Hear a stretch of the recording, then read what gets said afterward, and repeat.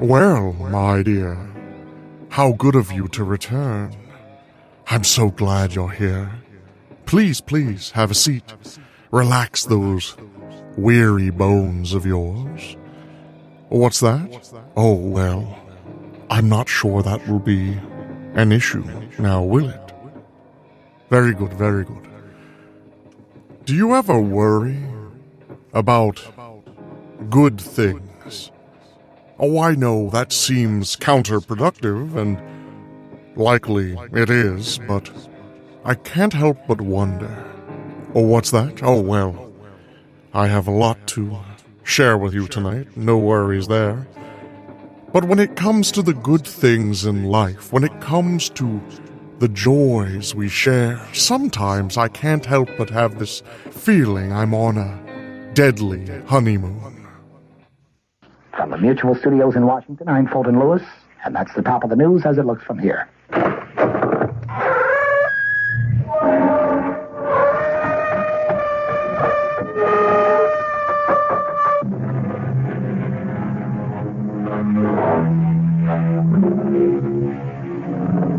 Come in. Welcome. I'm E.G. Marshall. Welcome to the sound of suspense. Welcome to the fear you can hear. But mostly, welcome to the world of terrifying imagination. The story you're about to hear is a love story. But a love story which begins at the point where many love stories end. It begins after the wedding march has been played, after the vows of love and fidelity exchanged. It begins on the honeymoon in a strange and terrifying fashion. Don't come near me. Stay away from me, Dad. Susan, are you out of your head? I saw her picture. Do you hear me? I found her picture on our honeymoon.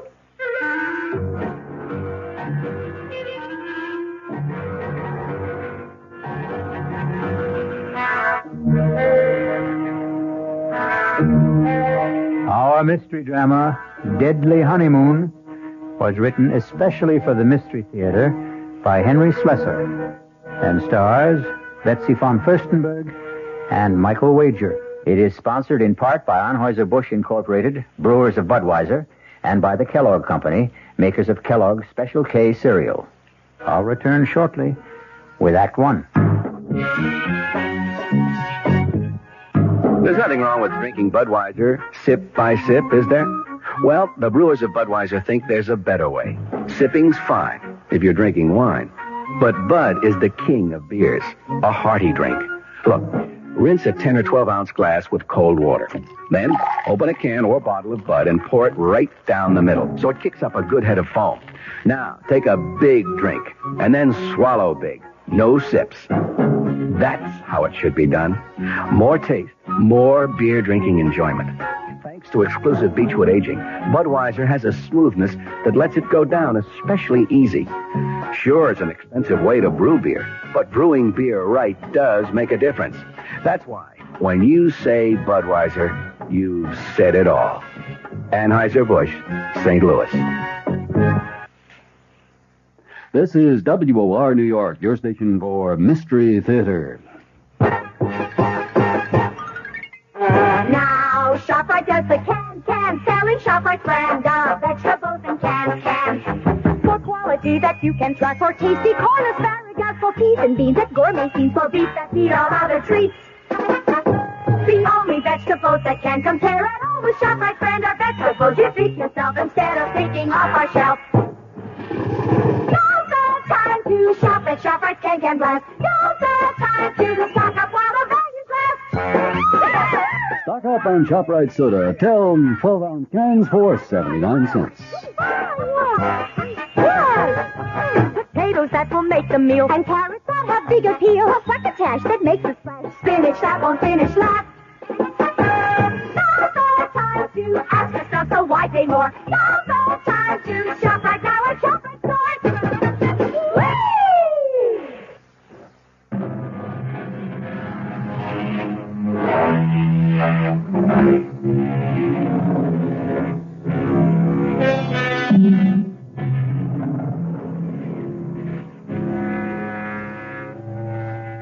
Our story begins 36,000 feet in the air on a flight which departed from New York's Kennedy Airport and in another hour will be touching down at O'Hare Airport in Chicago. There are almost 100 passengers on this flight, but an observant stewardess is giving special attention to that handsome couple in seats 18A and 18B. Perhaps it's because all honeymooners have a special radiance. Are you sure you wouldn't like some more coffee? Oh, no, thanks. Not for me. I wouldn't mind a cup.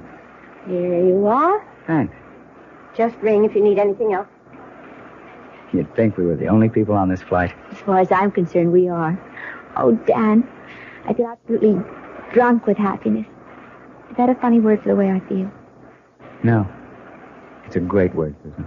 I was flying hours before we got on the plane. Oh, what time did you say we land in Chicago? About 2:30. Is it far from the airport to the hotel? No, actually, it's only about a half an hour from O'Hare to downtown. About 16 miles. Still, I don't think we'll have time to make Evanston today, do you? Well, it might be better to go in the morning. You can call your aunt from the hotel. Dan, you sure you don't mind going to Evanston? I mean, I just couldn't possibly be a few miles away and not see Aunt Clara. Besides, I want to show off my new husband to somebody, and she's all the family I have. Was she your mother's sister? No, my father's. She came east when my parents were killed in that crash. Stayed with me for a month or so. That was about the most that either one of us could stand. She sounds like a holy terror. Oh, no, she's just crotchety, that's all. But she'll only be more crotchety if she learns that I passed through Chicago and didn't even stop by.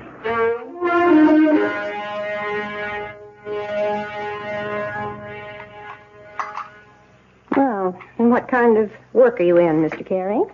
All right, now, we like to say we're management consultants, Mrs. Rowland. But we also do quite a bit of executive recruitment. I don't understand a word of that. Dan helps corporations find the right people for important jobs, Aunt Clara. His firm is the biggest in the field. Isn't it, Dan? Well, it's always hard to measure business like ours. But it has offices everywhere, doesn't it? In most of the major cities, yes. And now Dan is going to take over the branch in San Francisco. He's going to manage the entire thing. Is that some kind of a promotion? Oh, of course it is. I asked the gentleman, Susan. Speak when you're spoken to. Oh, sorry. Yes, Mrs. Rowland, it is a promotion. Truth is, it's a job that everyone in my office has been after. Oh, it's just worked out so beautifully for us. I mean, Dan having to move to San Francisco. We're sort of combining a business trip with a cross-country honeymoon. And where do you go from here? Well, we're planning to stay 2 days in Chicago, and then we're going to Dallas. We're going to cross the Rio Grande into Mexico. I know a great little hotel in Monterey. Then we're going to Las Vegas. To gamble, I suppose? Well, it's no fun going to Las Vegas if you don't gamble a little. Your father never gambled for so much as a dime, Susan. That wasn't the way he made his fortune. Well, I promised not to bankrupt the family, Aunt Clara. Anyway, we're just staying in Las Vegas overnight, and then going to Los Angeles. 3 days later, I report to work. Thoroughly exhausted, of course. Well, that's your idea of a honeymoon. I hope you enjoy it. Susan, I suppose lunch is almost ready. You want to help me bring it out? Oh, yes, of course. Kitchen's this way in case you've forgotten. The truth is, I have. I'm glad to be able to talk to you alone for a minute, Susan. Did you like Dan, Aunt Clara? Isn't he good looking? Older than you, isn't he? What difference does that make? How long did you know him? Oh, we met at a party at the Williamsons. Do you remember my friend, Tracy Williamson? Didn't ask you where you met. I'm asking you when. Well, it was about 3 weeks ago. 3 weeks? Oh, for the love of heaven, Susan. Aunt Clara, the time you know somebody isn't always the most important thing. He's practically a stranger.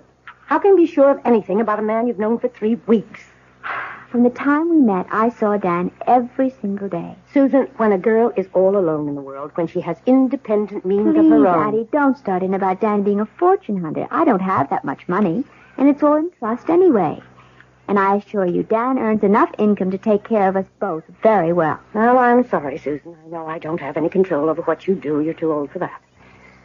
But I've seen something of the world, too, you know. And the most important lesson I've ever learned is never trust a stranger. Oh, Aunt Clara, that's ridiculous. Now, can we bring out the lunch?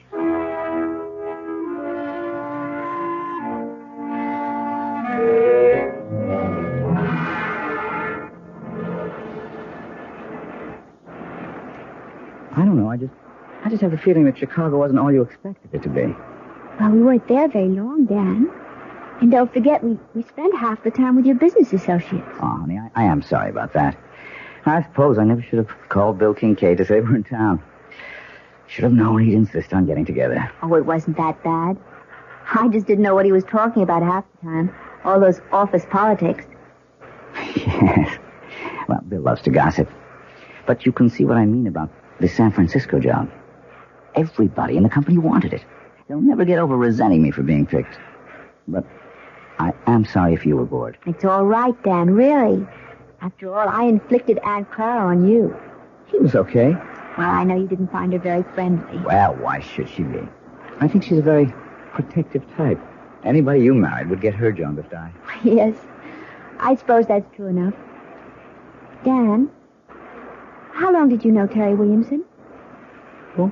Terry, my ex-roommate. We met each other at her house. Or have you forgotten that already?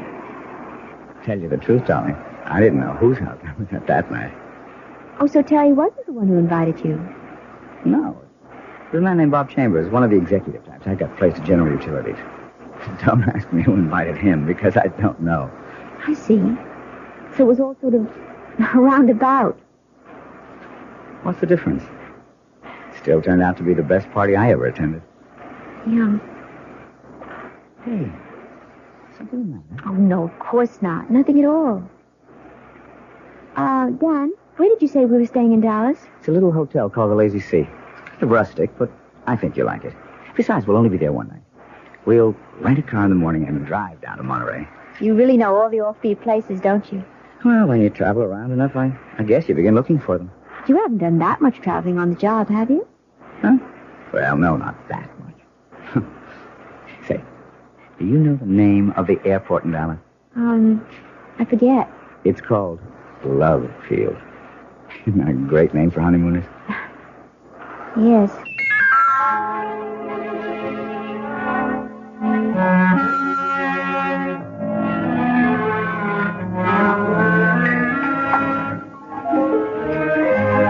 Hi, Susan. Oh, there you are. I was starting to worry. No, I had a little trouble with the phone lines back to New York, but I got through okay. Everything all right? Yeah, sure, everything's fine. Hey, you look a little strange, though. Oh, no, I'm all right. I had a drink while I was waiting for you. Say, you better watch that tequila. It sneaks up on you like a bandito. Actually, something sort of funny happened. What do you mean? Dan, when we were in Chicago in that restaurant, I forget the name of it. The place we went to with Bill? Yes, when you and your friend were talking about all the office politics back in New York, I saw this man looking at us. What man? Well, he was at the bar. I'm not even sure why I noticed him. He was wearing this plaid raincoat. I remember wondering if it had started to rain. I guess you were just bored with all our talk. Anyway, I saw him turn to look at us. Probably to look at you. Can't blame him for that. The funny thing is, as soon as you turned around, he got up very quickly and left. Susan, I don't remember seeing anyone in a plaid raincoat. And I'm afraid I don't see anything unusual about it. Well, I guess I didn't either. I probably wouldn't have given it another thought, but I think I saw that same man here again today. In Monterey? Oh, you're kidding. I can't swear it was him. I didn't get a good look at his face the first time. All I really noticed was the coat. And you saw the coat again? Is that it? Yes. He was carrying it over his arm. Oh, darling. You know the story about the airport truck? Airport truck? No. Well, this guy on a plane looks out the window and sees one of those little red airport trucks. You know, fueling the plane, bringing food aboard, something like that. Anyway, the plane takes off from New York and lands in Chicago. Another little red truck comes out to meet it. The guy next to him says, "Hey, we made good time, didn't we?" And he says, "Yeah, but that little red truck really made time." Well, I can see that I didn't marry a great audience. Oh, I'm sorry, Dan. It's just, it bothered me a little. Oh, forget it. And speaking of airports, next up, the City of Angels.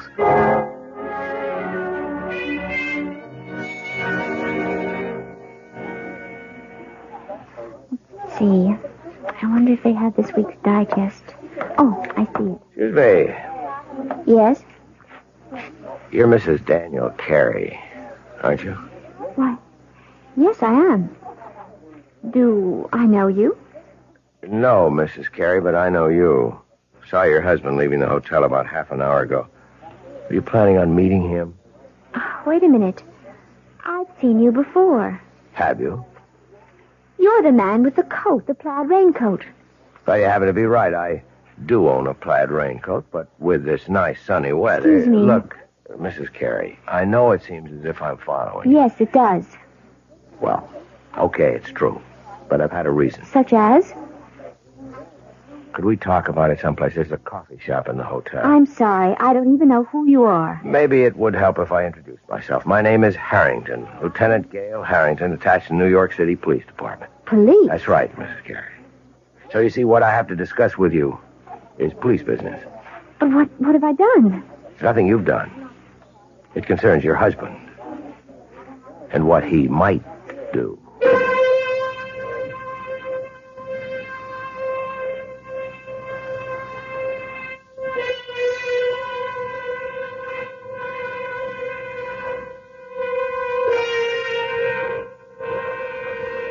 It looks like Dan and Susan Carey's honeymoon is in for a surprise. Or perhaps more than one. Maybe Susan will soon wonder if her Aunt Clara wasn't right about a number of things, including her cynical advice about trusting no strangers. We'll find out about the new stranger in Susan's life when I return shortly with Act Two. And now another tale of the ball and chain.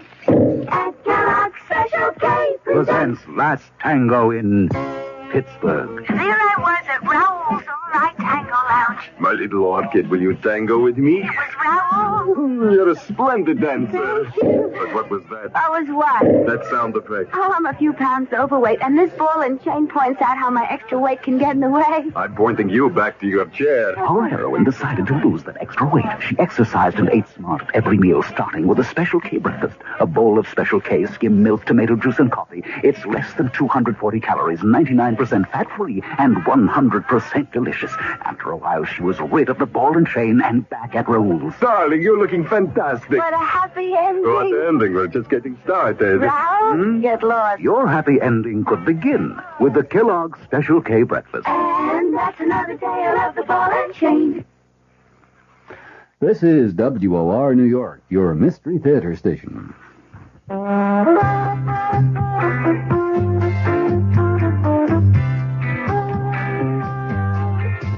No matter what you're saving for, that's what Suburban Savings for Suburban. Suburban Savings offers you a regular savings account with flexibility. You can add any amount to your account whenever you wish. Withdraw whenever you want. Suburban Savings pays a 5.25% annual interest rate on regular savings paid quarterly, which earns an annual effective yield of 5.47%. Interest is compounded continuously from day of deposit to day of withdrawal, as long as $50 is maintained in the account to the end of the quarter. Come into Suburban Savings and open an account with flexibility. Our regular savings account in New Jersey at Bayonne, Edgewater, Elmwood Park, Emerson, Hackettstown, Morris Plains, Nutley, Paramus, and Sparta.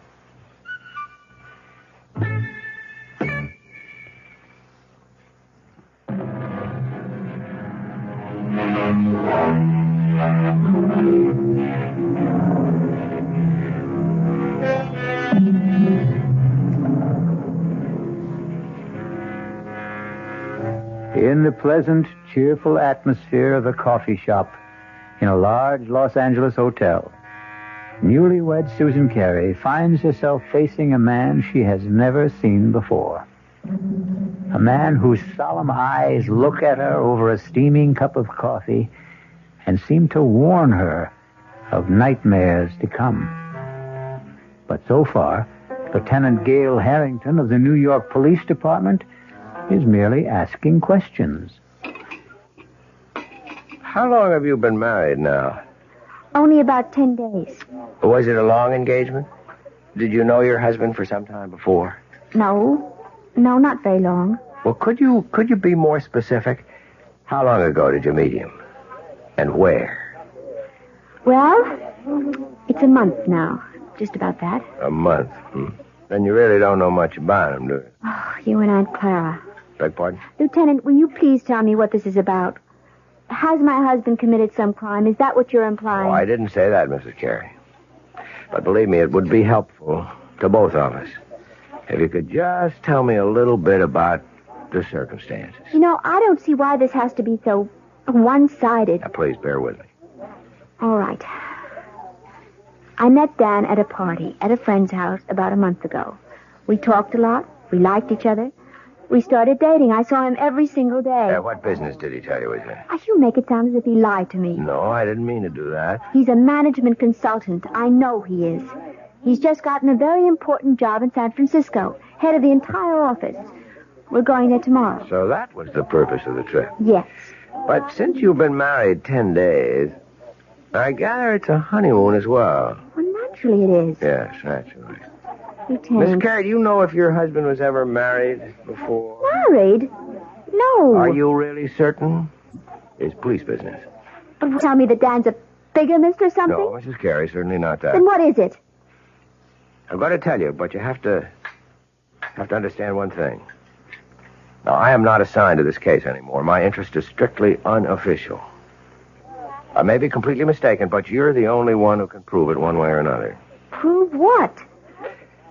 About whether your husband ever called himself Don Crawford.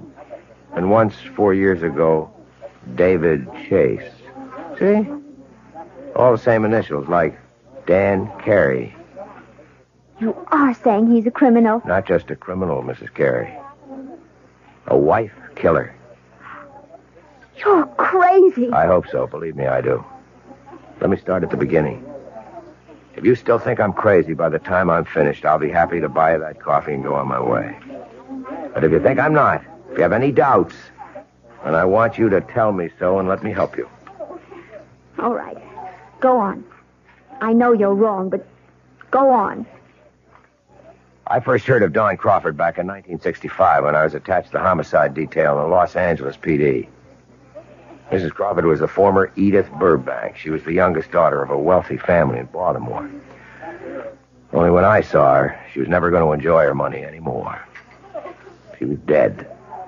Her throat had been cut by one of those, quote, mysterious intruders, unquote, that the papers like to write about. Her husband, Don, was broken-hearted, naturally. Had only been married 4 weeks. But her death also made him some money. Not a fortune, really. There was a mix-up about her will, and he ended up with nothing but a handsome payoff from the family. Mrs. Carey, you okay? I can't believe I'm sitting here listening to this. I won't be long, I promise. Anyway, I was assigned to the Crawford case, and I didn't exactly cover myself with glory. You mean you never found the mysterious intruder? That's right. So naturally, you decided that maybe there wasn't any. Let me go on, Mrs. Carey, okay? Yes, go on. Anyway, I ran into a similar case about 4 years ago. The murder of a young bride, fresh from her honeymoon. A broken-hearted groom named David Chase. I thought Chase and Crawford were one and the same man. But I couldn't convince the district attorney of the resemblance. But I am still convinced, Mrs. Carey. And you think Dan is the same person? Oh, he's changed again, of course. His hair is lighter than Chase's. He's thinner and paler. But there's something about the face I can't forget. And even if it's true, you still have no proof. Is that it? You couldn't solve your case, so you're holding on to your first solution. Wait, Mrs. Carey. Let me tell you why I was so sure that Crawford and Chase were the same man. It was because of the honeymoon. What? It's my theory that their honeymoons were identical. A compulsive honeymoon, you might say. That is ridiculous. Criminals are like that. Creatures of habit, most of them. Afraid to change a pattern, maybe for fear that their luck will change with it. What do you mean by it? I stumbled on the coincidence accidentally. But as far as I could trace it, Don Crawford and David Chase took their brides to the same places. They did the same things. And I knew that if I ever saw that pattern duplicated, I would have my killer. I hope I'm wrong, Mrs. Carey. But you are the only one who can tell me. And my first question is this. Was your first stop Chicago? Yes. Yes, of course it was. And you knew that. That's where we first saw you, in Chicago, in that restaurant. Okay. I just wanted to make sure. You can't possibly make something out of that. Dan wanted to see people in the Chicago office, and I thought it would be nice to visit my aunt in Evanston. She's my family. Was your next stop after Chicago in Texas? Yes. We went to Dallas. Dallas is a wonderful place to visit, Lieutenant. I don't see anything so peculiar about that. Both Chase and Crawford went to Dallas. They chose offbeat hotels. I guess they didn't care to be seen very much. Where did you stay in Dallas? It was a perfectly nice hotel. I don't think you could describe it as offbeat. All right. And then the next stop would be Monterey. You knew we were in Monterey because that's where I saw you the second time. By that time, Mrs. Carey, I'd made up my mind to follow you. Are you saying that these supposed wife killers you're talking about also went to Monterey? Yes, they did. And from Monterey to Las Vegas. Well, then you're wrong, Lieutenant. You're completely wrong. You mean you didn't go to Vegas? No. So there goes your famous theory, doesn't it? Well, I admit I'm We surprised. changed our mind about Vegas. We decided that we might be too tempted to gamble away all the money we had for the trip. Ah, so you did have it on the schedule. Well, yes. Yes, we did, but we didn't go. You really think that changes the pattern? The fact that you didn't go? Oh, please, I can't stand any more of this. I don't want to hear any more of it. Mrs. Carey, Edith Burbank was killed in Los Angeles, in her hotel room. This hotel. I'm leaving. I'm leaving Mrs. right Carey, now. wait. You're wrong. You've got Dan mixed up with someone else. Let me finish, please. Just one more moment. Please, no, please let me go.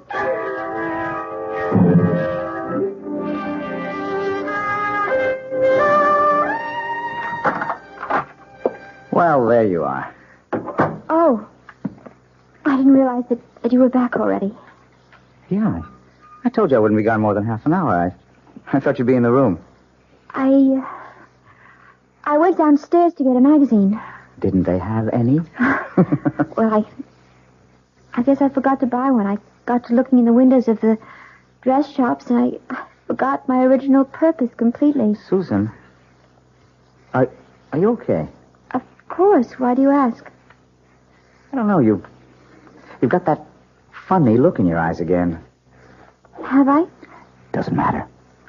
They're still the two most beautiful eyes in the world. Hey, what is this? Don't tell me the honeymoon's over so soon. Why do you say that? That was like kissing a snowman. I guess I just don't feel like myself today. I think maybe all this traveling has worn me down a little. Oh, I'm sorry. Well, we don't have much further to go. Just one more plane trip to San Francisco. Yes. Look, maybe you'd rather not go out tonight. Maybe you ought to stay in, order some dinner in the room. I don't mind. But you wanted to go to that restaurant, the one you told me about. You've been looking forward to it. The landmark? Yeah. Well, I did want to try the place. It was supposed to be really spectacular. But you've never eaten there before. Well, no, how could I? I've never been in L.A. before. I was thinking today that, well, you seemed to know the city so well when we drove around. You didn't seem to have the slightest trouble. Streets are very well marked in this town. It's really a pleasure to drive here. Look, you know what I think? I think you ought to take a nap before dinner. Yes. I was thinking of lying down, but I don't think I can sleep. Okay, then. Just read your magazine. Wait a minute, you haven't got one. I'll take care of that. Where are you going? Going to get my bride something to read. How about a nice magazine about cooking? You know, I never did ask you if you can cook. Just get me a news magazine of some kind, all right? Uh-huh, the brainy type. I should have known. See you in 10 minutes. I'll take the key so you won't have to get up. Yes. All right. Oh, dear God. It can't be true. There just can't be any truth to what that man said. He's made a mistake. terrible mistake. Dan's luggage. His initials, D.C. Oh, but anyone could have those initials. Anyone. I wonder if... It's open. Oh, for heaven's sake, what am I doing? Searching my husband's luggage like some kind of hotel thief. No, I won't do it. I won't. I'm not going to believe any of it. I won't. Who's that? Hello? Mrs. Carey, it's Gail Harrington. Leave me alone. Stop bothering me. You shouldn't have run off like that, Mrs. Carey. You didn't give me a chance to finish what I was saying. I told you, I don't want to hear any more. It isn't true. You've made a mistake, Lieutenant. Your husband is at the newsstand right now, Mrs. Carey. I can see him from where I'm standing at the house phones. And the more I look at him, the more sure I am that I'm right. No, you're wrong. I want you to hear the rest of the story about Crawford and David Chase and what they did on their honeymoon. Maybe what I told you before didn't convince you, but if you heard a few more things... I'm going to hang up, Lieutenant, right now. I wanted you to know where Don Crawford took his wife the night she was murdered in a room. He took her to a restaurant called The Landmark. You ever hear of it? Mrs. Carey? Hey, are you listening? No. No, I'm not listening. I won't listen.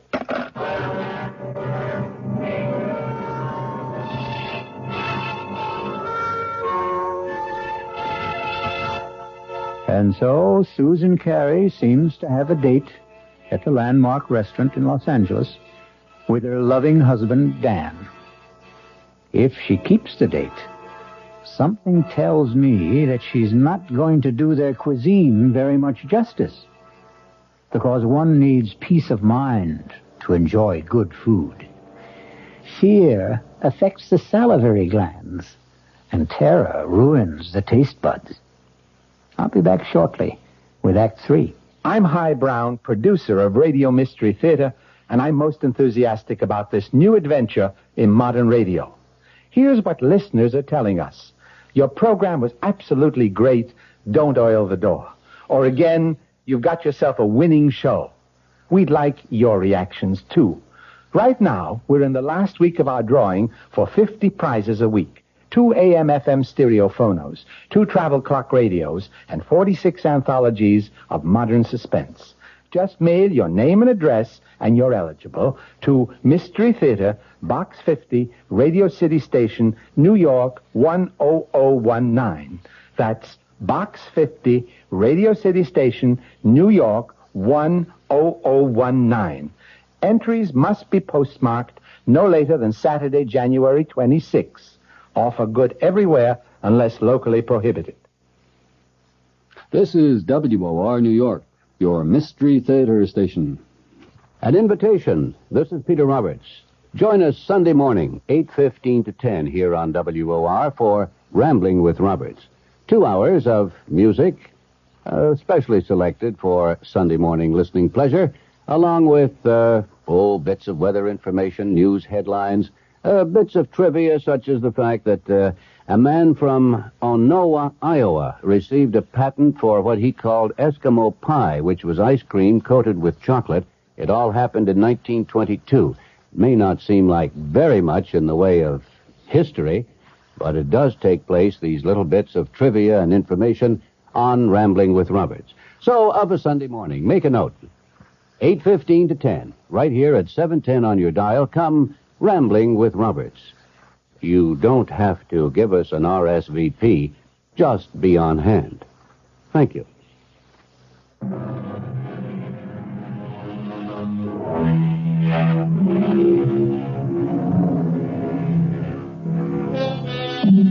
Well, what have we here? A quiet meal for two at the Landmark restaurant? No. We seem to be in a hotel room. The same room in which we last saw our honeymooning couple, Susan and Dan Carey. Obviously, there's been a change of plan. Room service has provided the meal for the two lovers this evening. Can it be that Susan Carey has decided that if there is a pattern, it must be broken? Have some more wine, honey? No. I really don't think I want any. Hey, come on. You know what this bottle cost? You shouldn't have been so extravagant. Uh-oh. That sounds more like a wife than a bride. Well, $18 is an awful lot for a wine, Dan. Especially when I really can't drink that much of it. I just wanted to make up. Well, never mind. You mean for not taking me to the landmark? No, it doesn't really matter. I told you, it's fun to eat in the room. It's very elegant. I'm sure you were disappointed at it. No, I really wasn't. Look, we're not going to be very far from Los Angeles. We'll probably fly down from San Francisco a few times a year. There are dozens of wonderful restaurants in San Francisco, too, aren't there? So they tell me. I'll ask the guys at the office for recommendations. I think this food is quite good, don't you?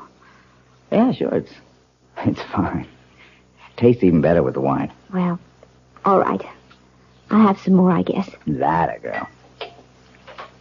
Now, look, I'm not trying to get you drunk, you understand, so I can take advantage of you.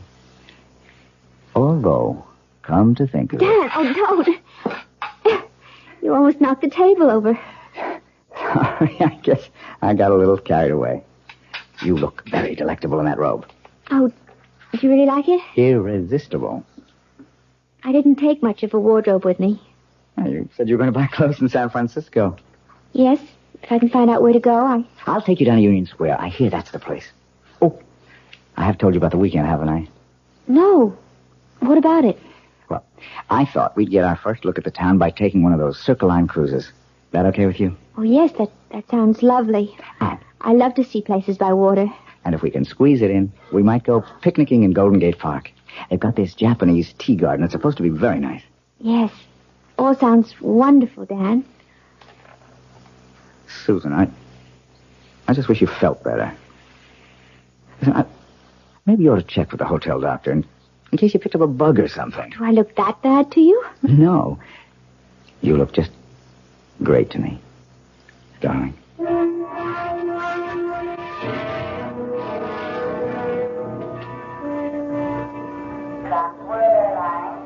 Yeah, I think that'd be a good idea, honey. Reserve the car ahead of time. Then we can pick it up right away in San Francisco. Whatever you think, Dan. You wait right here. I'll go over to the counter. It's all right. Be back in 10 minutes. All right, Dan. Mrs. Carey. Oh, no. Not you again. I didn't mean to startle you. Go away. Please go away. I don't want to see you anymore or hear anything you have to say. Now, I know that I seem to be persecuting you or something. As you can see, Lieutenant, I am in perfectly good health.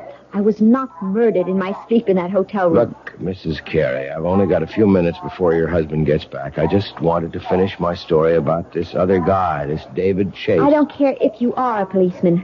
I'll call someone and have you arrested for bothering me. David Chase's wife didn't get killed in Los Angeles. She died in San Francisco. Where? In a hotel room? No, not there. But they stayed at the San Remo. Is that where you're staying? Yes, but millions of people do. No, there wasn't any mysterious intruder this time. In fact, Mrs. Chase's death was listed officially as an accident. She had a little too much to drink at dinner, and her feet got tangled up on top of a very steep hill. The fall broke her neck. It was her very first day in San Francisco. She and her husband had quite a day, too. They took one of those boat cruises to see the city. Then they went to Golden Gate Park, to the Japanese tea garden. Miss Carey, are you okay? No. No, I'm not okay. How could I be? That night they went to a restaurant called the Vendome. That's where the lady drank too much, at least according to her husband. Oh, dear God. Listen, Mrs. Carey, I can't follow you anymore. I've got a job to get back to. I want you to take this. Con. Quiet. Don't draw anyone's attention to us. Just take it. If I'm wrong and you don't need it, fine. Just throw it away. No. I don't want I it. cannot have you on my conscience, don't you understand? All right. Yes, all right. I'll take it. I still say you're wrong. I hope so. But I don't think I am.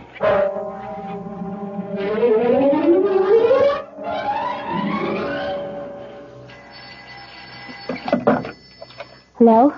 Mrs. Carey? Yes? This is the message desk. Your husband left a message here for you at 4 o'clock. Oh, I've been out until now. Would you like me to read it to you? Yes, please. It says, we'll be at the office until 6. Should be there no later than 6:30. Love, Dan. Oh, yes. Thank you very much. Welcome. Bye. Bye.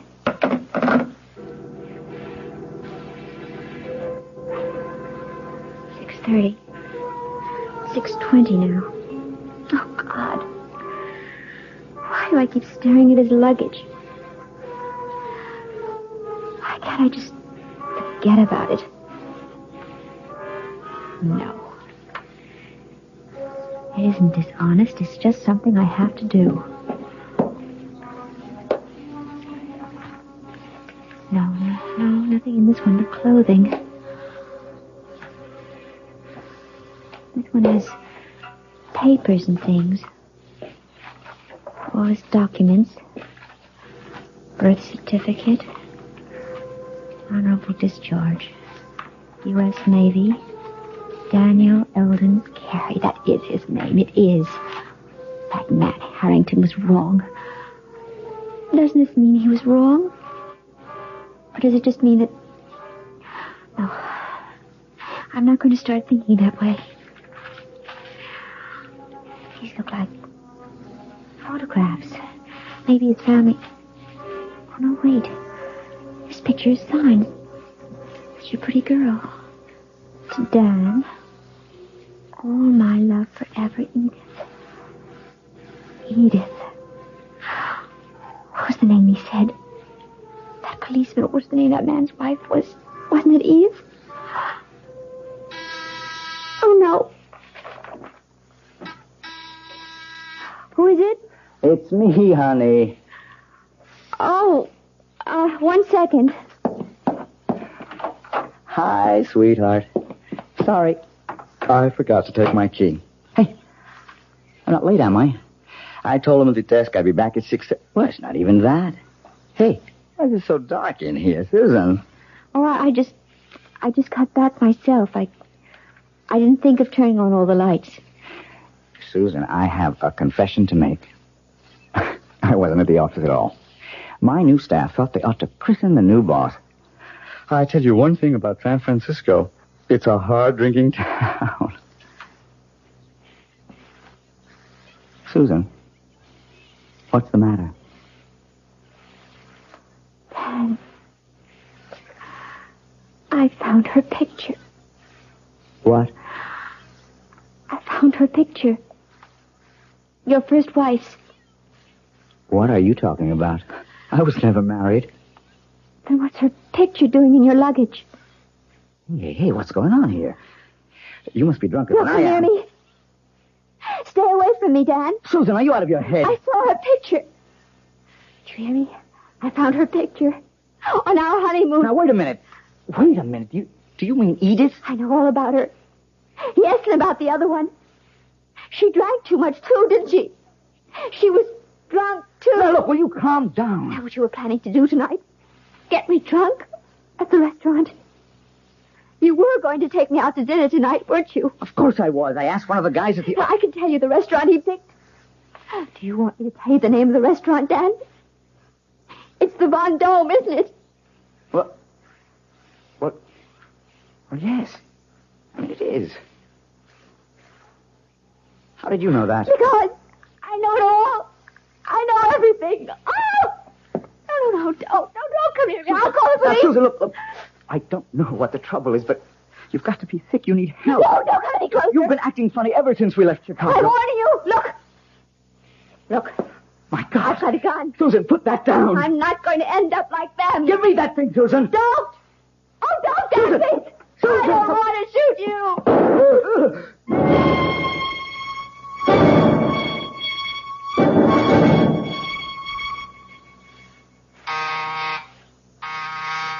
1 second. Wow. Mr. Harvey? Mrs. Carey, I didn't know that you were... Look, let me just get a shirt on. I was just shaving. I'm sure you're surprised to see me, aren't you? Yeah, I am. I didn't expect that you'd What brings you back to L.A.? I'm sure you know, Mr. Harvey. That is the right name, isn't it? Not Harrington? I guess that means you know all about my little joke. The gun wasn't a joke, was it? The gun was real. Now, look, I can tell you're upset, but I didn't mean any harm. I mean, I like Dan. I really You do. despised my husband, Mr. Harvey. Why don't you admit it? You hated the fact that he got the job you wanted in San Francisco. And all you got was an assistant manager's job in Chicago. You are wrong. I just thought it'd be a good gag, a good joke on Danny boy. Yes, I've heard about your reputation. The great practical joker. You thought of a great one this time. Yeah, but that's all it was. You gave Dan the itinerary for our honeymoon trip.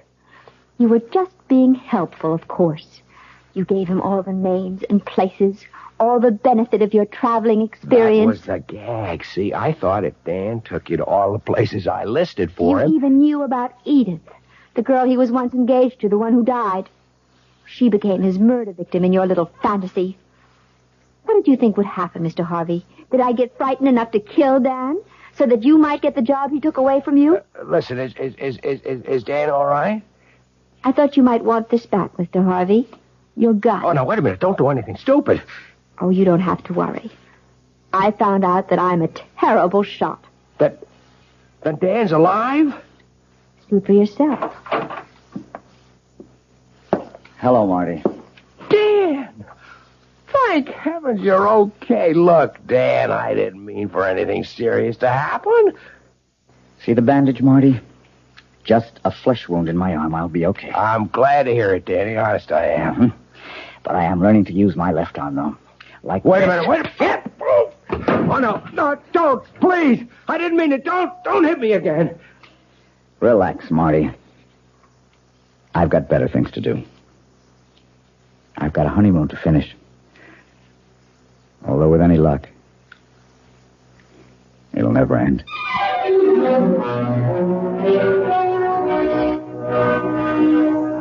So you see, even murder stories can have happy endings. Martin Harvey may have spoiled Susan and Dan's honeymoon, but that doesn't mean he managed to spoil their marriage. No. If that's going to happen, Susan and Dan will take care of that all by themselves. I'll be back shortly. Hello, this is Joe Franklin. Ladies and gentlemen and boys and girls, for the very latest in nostalgia, for the ultimate in remembering, please join with me on Saturday nights from 9:05 to 11 o'clock, where memories are truly happening right here over WOR Radio. It is my privilege to present radio's original Memory Lane program, but positively the original. And whether it's Al Jolson or Benny Goodman or Louis Armstrong or Eddie Cantor or Harry James or the Dorseys, Mario Lanza, Gene Krupa, the young Frank Sinatra, George M. Cohan, Bing Crosby, Bogart, Lombard, Cagney, and all those happy times of radio's comedy and drama and soap opera. We have it fascinatingly, and all the sounds are reproduced crystal clear Saturday nights from 9:05 till 11 over WOR Radio. Yours truly, Joe Franklin, hosting Memory Lane. Tune in. WOR New York, your station for Mystery Theater. This is Sherry Henry. All New York knows it lost its governor recently when Rockefeller resigned. And we all know he's concerned now with his new commission on critical choices for America. But not many of us really understand what that commission is all about. Well, we'll all know more tomorrow afternoon when Henry Diamond, the executive director of that commission, divulges goals and directions. It's on the Sherry Henry program at 2:15 on WOR Radio.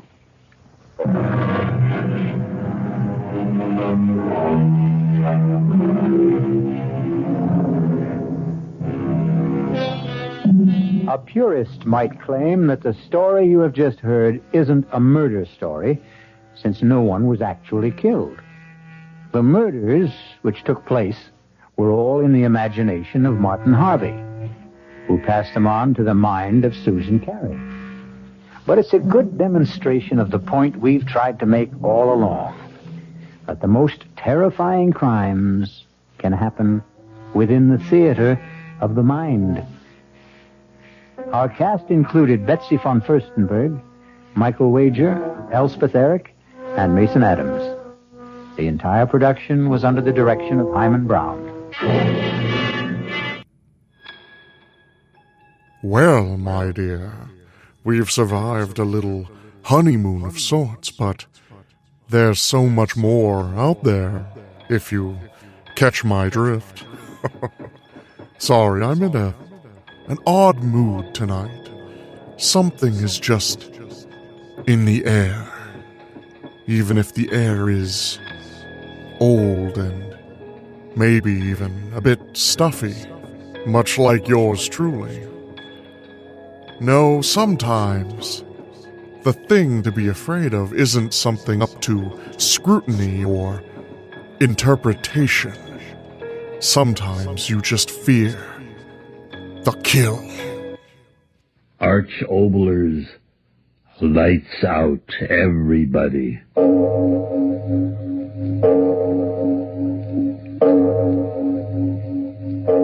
It is later than you think.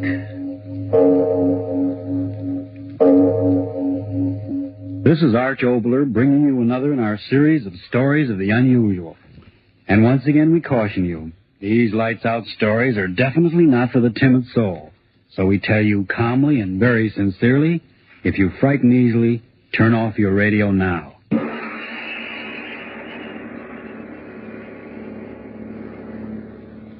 The voice you are about to hear is that of the thoughts of one Darrell Hall, accused murderer. He sits in a courtroom awaiting the return of a jury which is to decide whether he is to live or die. And as he waits, the thoughts in his mind seethe and swirl, seethe and guilty, not guilty, guilty, not guilty. Oh, why don't I stop thinking those words? Words those jurymen are saying. He's guilty. He's not guilty. He's guilty. Not guilty. No, Guilty. no, I've not got to guilty. stop thinking of what's going on in that room. The jurymen, I've got to stop thinking of them. I've got to keep my head clear. I've got to figure things out. When did all this start? Yes, I remember. That night Wayne and I were sitting in my room talking about dreams. I remember he said... Oh, come on, Darrell. Don't expect me to believe that one. I'm certainly telling you the truth. A fellow with your imagination wasting his time teaching biology to a bunch of co-ed nitwits? No, sir. You should be writing fiction. Well, I assure you, my dear Wayne, I've told you the truth. Here. Are you really serious? I am. You actually mean that in all your life you've never had a dream? Never. Not even when you were a child? To my knowledge, I've never had a dream in all my life. Well, how do you like that? I like it very well. I close my eyes, oblivion. And then I wake up. No nightmare hangovers, thank you. Now, wait a minute, Darrell. Let me get this straight. You mean you've never even had a dream after, eating a Welsh rarebit at midnight or surrounding a dozen green apples or anything like that? Believe me, Wayne, I've never had a dream of any shape, form, or description in all my life. A dream to me is just a word. Something that happens to other people, but never to me. But everyone was a dream. Well, just so happens that my subconscious doesn't work that way. I tell you again, I've never dreamt. Oh, what do you know about that? It's just unbelievable. I tell you, unbelievable. Yes, that's what he said. It was unbelievable. Unbelievable that I'd never dreamt. And then after a while, he went away and left me there. It was early evening, but I remember that somehow, strangely, I was very tired. I sat down in the easy chair. I was so tired. I closed my eyes. I slept. And then it happened. A strange murmuring in my head. Yes, that's how it started. A murmuring as if in warning. And then in the darkness around me, strange faces lifting and falling. White faces, faces without hope. Their eyes full of horror. Their white bloodless lips pleading wordlessly in a way that made the heart in me cry out in pity. And suddenly I knew I was asleep and dreaming. Yes, dreaming for the first time in my life, and these faces I was seeing were things of a dream. And even as I knew that, the dream was gone. Blackness. And yet I knew that I was still asleep, and in me there was a terrible feeling of foreboding, of a horror to come in that dream. What? How? I didn't know, but I wanted to stop sleeping. I wanted to open my eyes quickly before... And then I saw her. In my dream, I tell you, I saw her moving slowly toward me out of the darkness that was my dream. At first, a white wraith-like thing, and then I saw it was a woman. Yes, the body of a woman, but the face... That face... Gross. Unclean.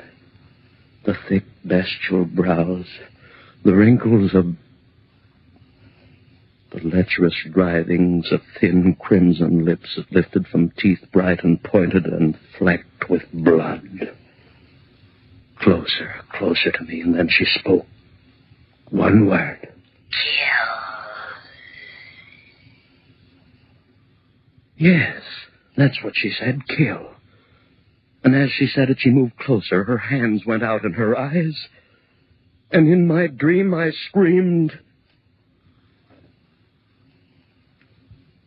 I awoke.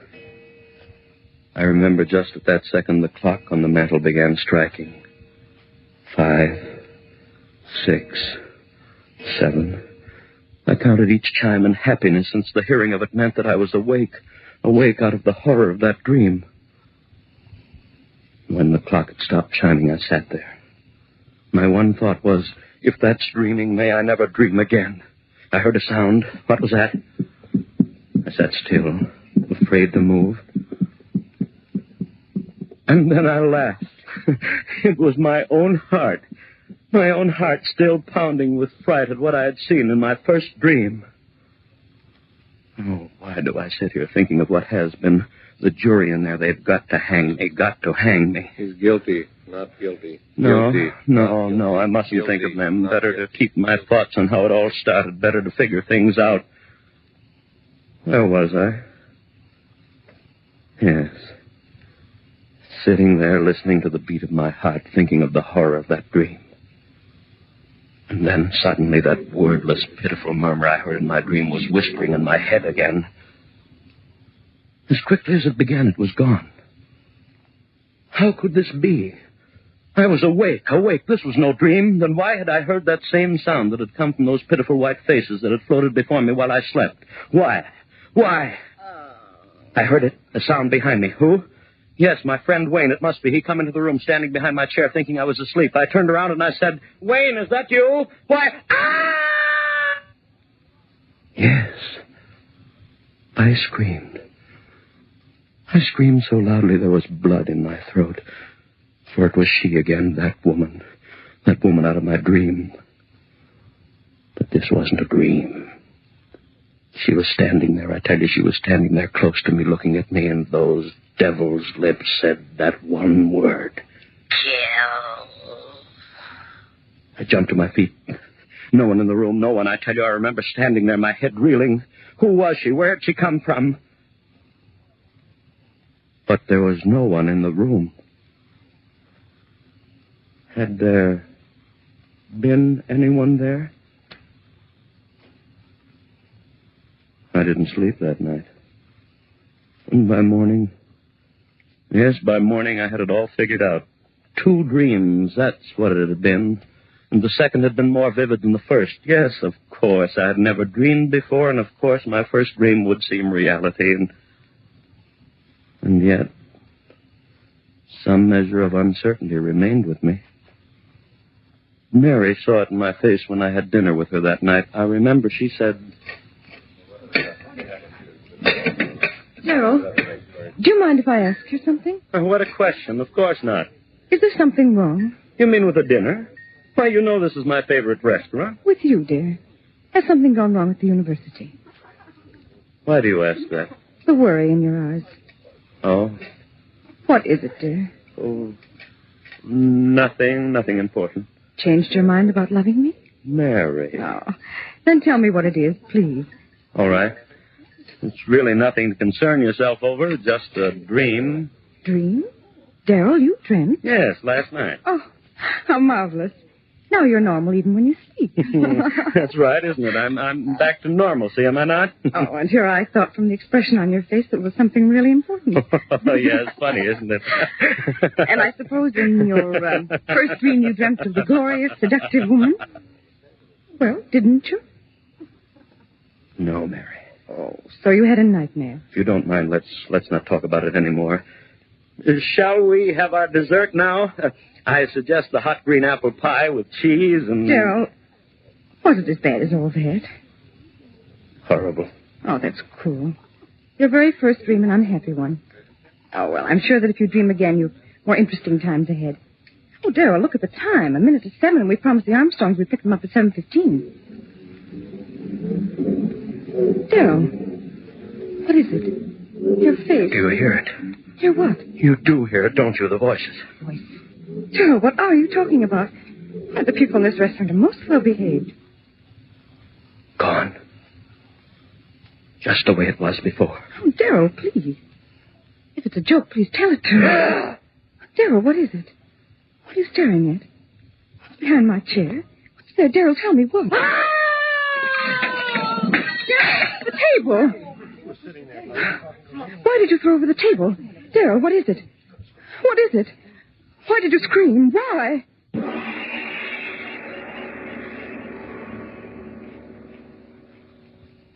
Yes, she wanted to know why I had done it. Scream thrown over the table. They all wanted to know. But how could I tell them? Tell them of her standing behind Mary's chair, that thing of degradation, and those lips saying, kill. I went home. Mary thought I was overworked. It's your nerves, darling. You've been working so hard. Go home and rest, darling. That's all you need. Rest. What good was rest? I had to reason things out. All my life I'd lived with reason, and now this horror. Hallucination. Yes, that was it. I had been working hard. They paid so little at the university and expected so much. And so I rested through the next day. It was quite dark when I awoke. The phone rang. It was Mary calling to find out how I felt. Are you sure you're all right, Daryl? Oh, yes, Mary. Yes, I'm fine, thank you. You sound all right. Your advice was good, dear. Rest apparently was just what I needed. Then go along back to bed. I'll talk to you tomorrow. All right, dearest, and thanks for calling. Goodbye, Daryl. Sleep well tonight. I hung up the receiver. And then the clock on the mantel behind me began striking. Always at 7.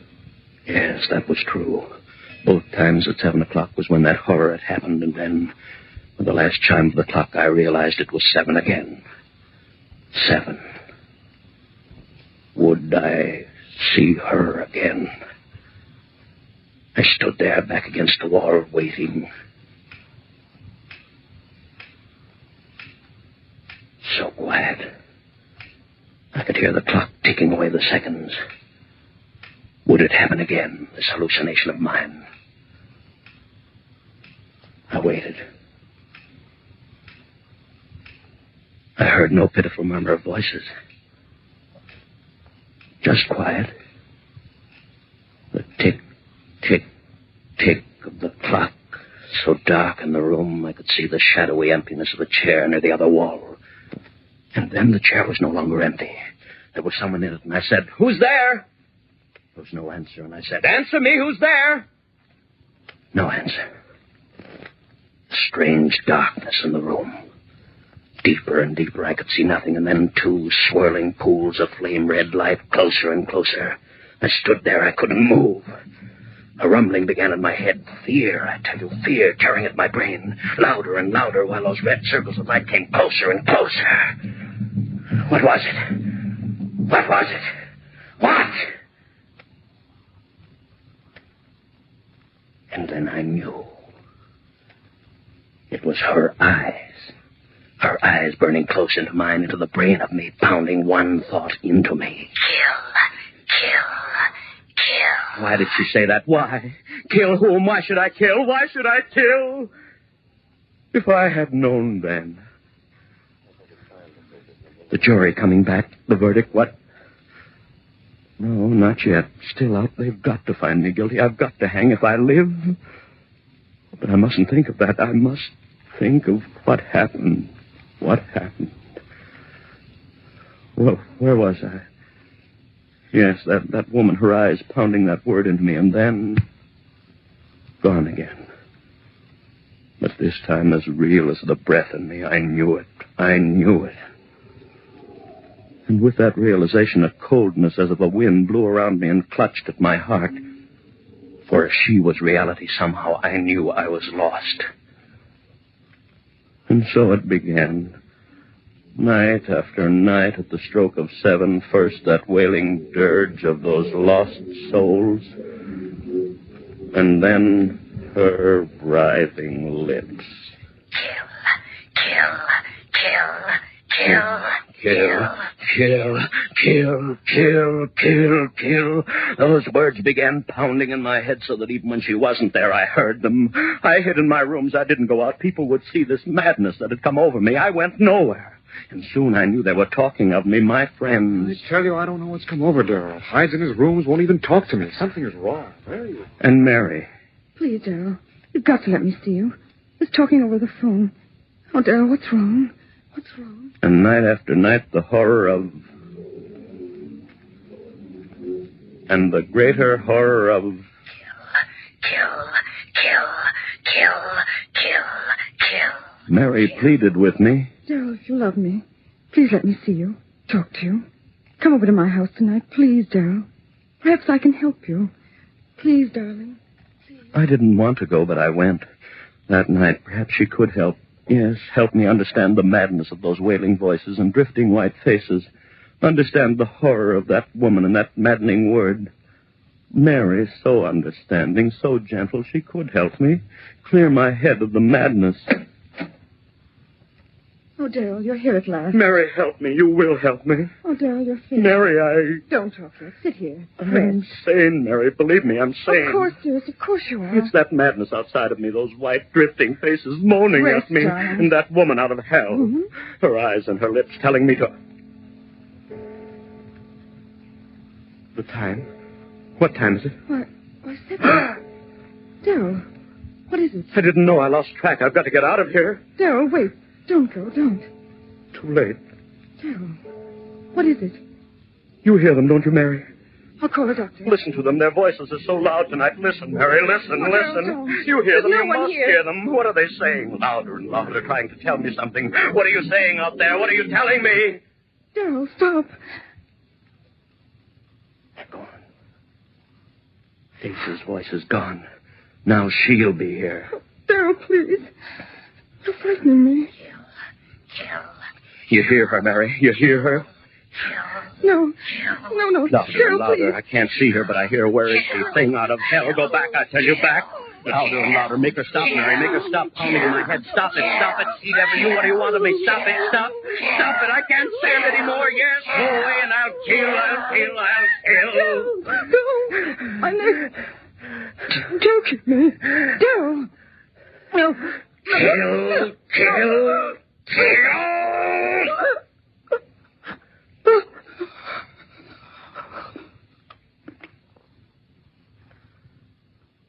Mary.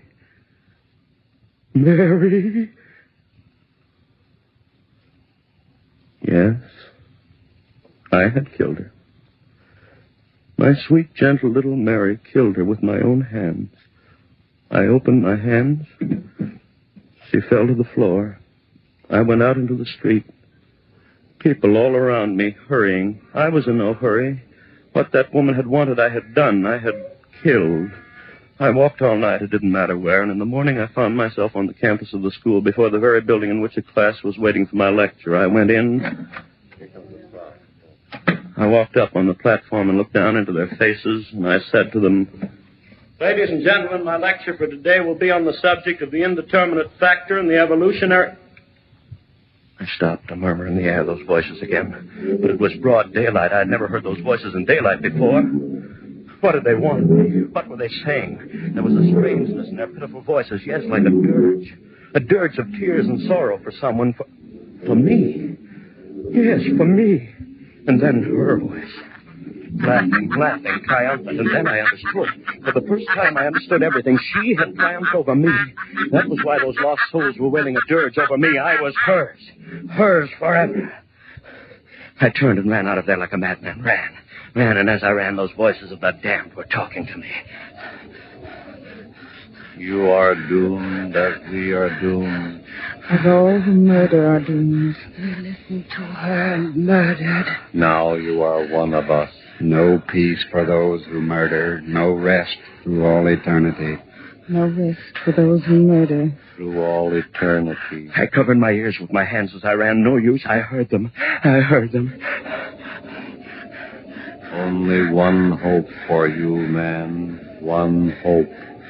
Expiate your crime. On the gallows. Pay for what you have done. Die on the gallows, and you shall have rest. One hope, man. One hope. So that was it. If I paid society for my crime, she would fail. I would be free of her, that thing, that essence of evil, that siren who called men to murder her so that their souls would be slaves to her for all eternity. Yes, I would pay for my crime. I ran on back to Mary's house. Yes, I would pay, and gladly with my life to have peace and the rest of oblivion. I went back into the house. Yes, Mary was still there. Cold. I lifted her. Those same hands that had crushed the life out of her lifted her and carried her out into the sun. My eyes were so filled with tears that I could hardly see where I walked. People began milling around me. Hey, look at that guy. He's got a woman in his arms. Where's he carrying her? Hey, she must have fainted. No, look. She's dead. Hey, who killed her? Hey, who killed her, mister? Who killed her? I did. I killed her with my own hands. I killed her, and please, I want to die for that. And then the trial. My friends, they wanted to save me. Clever attorneys, insanity commissions, and twists of the laws. But I wanted to die. I tell you, I had to die. If they set me free, if I lived and died as most men die, whose death they call a natural one, then she would have me. No, I want to hang by the neck until dead. I want that noose around my neck, the trap beneath my feet. The jailer pulls the switch. My feet dancing in air, the noose murdering me the way my hands committed murder. Oblivion. And I'd be free of that horror with the writhing lips and the blood-stained teeth. The jury, they're coming in guilty. They've got to find me guilty. Guilty, find me guilty. We, the jury, find the defendant guilty of murder in the first degree. Guilty! You hear that? You sing the devil guilty! And they'll hang me by the neck until dead, and I'll be free of you. I'll have my peace. You failed, you dreamed, you. I'll pay for my crime. You'll never get me. You'll never get... Hey, he's fainted. The defendant's fainted. Get a doctor, someone. Ambulance, call an ambulance. It's no use. This man is dead. Heart attack. Holy. And would you take a look at his face? As if he was looking at the devil himself.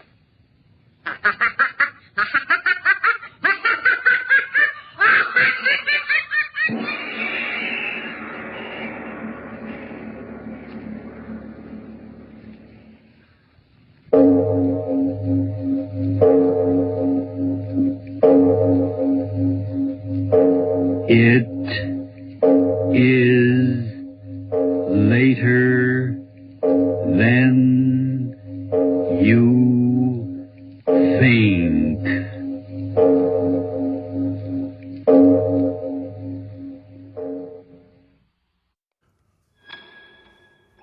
Perhaps I was a bit intense with that last one, but, well, if we're not here to feel, then really, what are we here for at all? Oh, what's that? Oh my, yes. There is something in the air that I was trying to put it into words before, but I failed miserably. Something is in the wind going through these thick concrete walls, and I can't quite put my finger on it. The eeriness, the threat.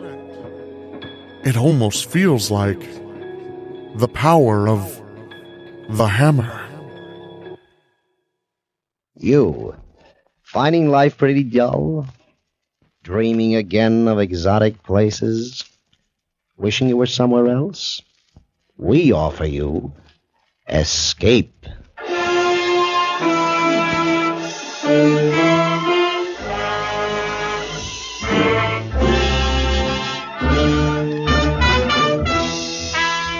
Escape, designed to free you from the four walls of today for a half hour of high adventure. Escape with us now to a puppet kingdom in the heart of the Belgian Congo, and a man who challenged that kingdom because of dream, as Gil Dowd and Anthony Ellis tell it in their most unusual story, The Power of Hammer.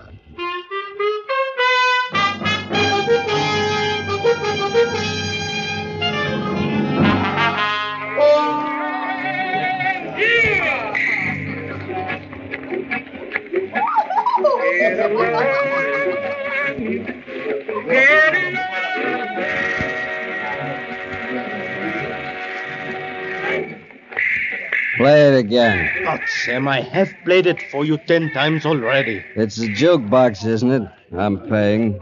Play it again. I like it. So, I play it again.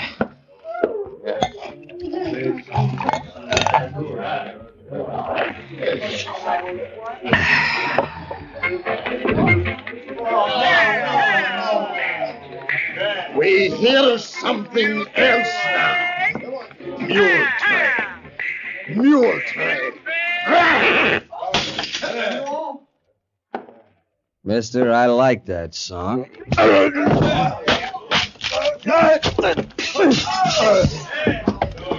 Get some water. It's better. Felt good when I hit it. Hurt my hand, though. That's all right. Lousy whiskey. Lousy bar. Lousy conga. I must be drunk. Must be, I am. Kerrigan, you're drunk. I like that song. Wish I was back in the States. Wish I could see Alice. Alice. Gotta get out of here. Hey! Yes, Sam. Here's for your broken table. Here's for your whiskey. That enough? Oh, it's all right. It's not your fault. I have another mule train for you next time you come to Manalo. Where do we go from here, boys? Where do we go from here? Hey, Sam, where do you go, you strong man? You stay with me, on. We have good time.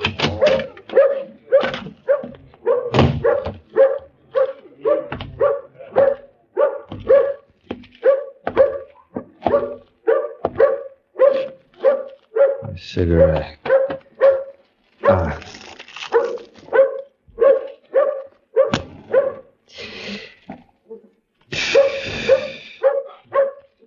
Hey, dog. You got a friend for me?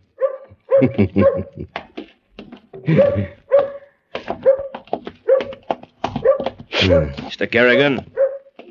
Sure. You will come with us, please? What for? The inspector will tell you. Come with us, please.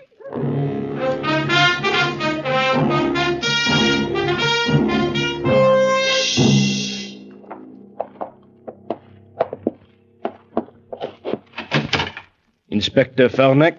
Oh, yes. You can wait outside. Come in, Mr. Kerrigan. Sit down, please. What's the charge? No charge, Mr. Kerrigan. Government business. I have received a cable ordering me to extradite a man named Benjamin Hammer. Have you ever heard of him? No. We believe that he is somewhere in this territory, possibly west of Muyumba, across the Walaba River. Uh-huh. 15 years ago, he embezzled money in Brussels and incidentally killed a man. Took a long time to get him. But we think we have now. Have you heard of a white man who calls himself a king and has made himself responsible for several thousand Bahuto tribesmen?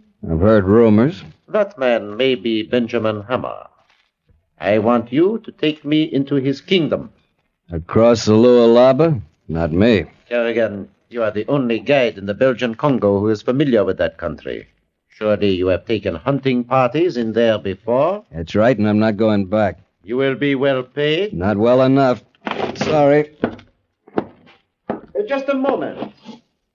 As a guide and a hunter, Mr. Kerrigan, you realize that you are licensed by the government. And here, I am the government. So I moved to another territory. This lousy Congo's all the same. You are an alien, my friend. And without my help, it may be difficult to obtain a license anywhere.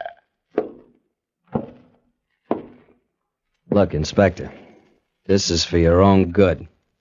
It's bad in there. Real bad. You mean the natives? Yeah. You wouldn't get 10 miles beyond the river. I am aware of the hostility of the natives, Mr. Kerrigan. This is my territory. But we won't be going in alone. Oh? There'll be 40 of us. We're Bantu boys? And 2 machine guns. This is funny. You're blackmailing me. Not at all. You will be paid. That's what I mean. Okay, it's your funeral.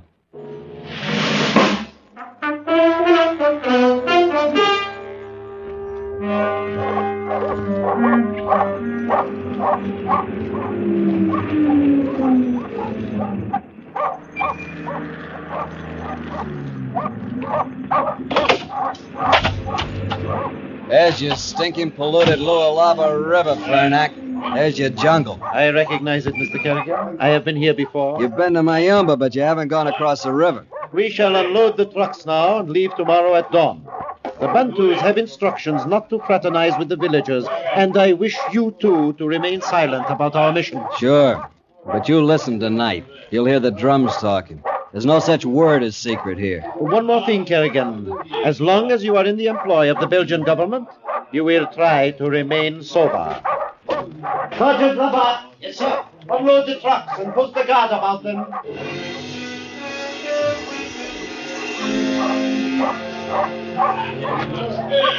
Careful with that box. Sure. Be careful of everything. Unload the trucks. Post a guard. If you really want to be careful, go back to Manono, boy. Back to Manono. But you won't go back, you fat little Fernac. And you may lose more than your weight.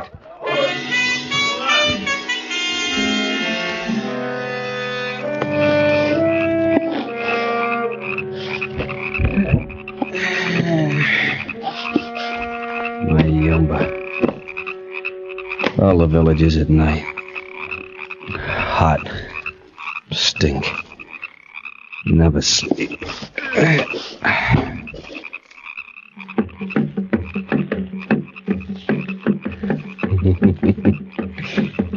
Wonder if Fernac's listening. Wonder if he's awake. You hear the drums, Fernac? Did you ever hear a drum talking? Well, I did. Many soldiers with guns crossing the river before the sun. They come to the kingdom of Hammer. Can you hear that, Fernac? I better have a drink. Maybe sleep.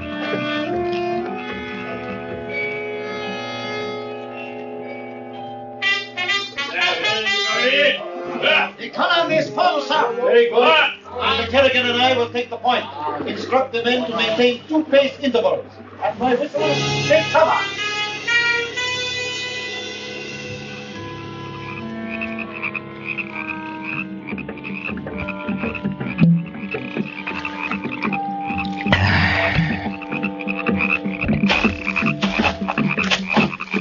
Mr. Kerrigan? Yeah? Were you asleep?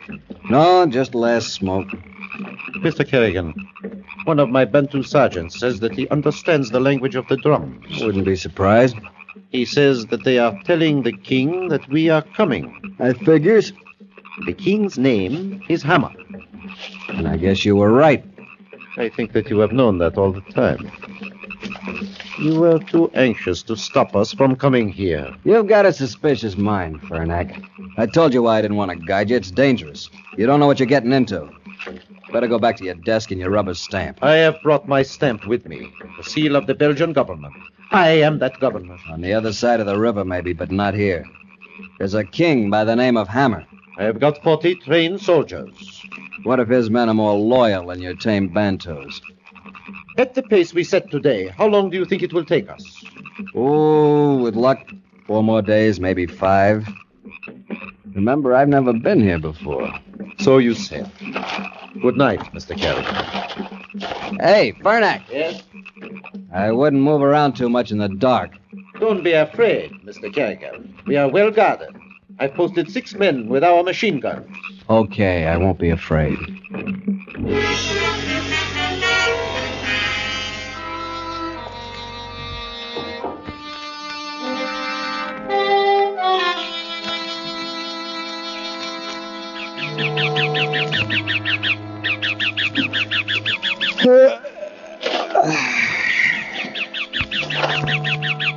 Too quiet.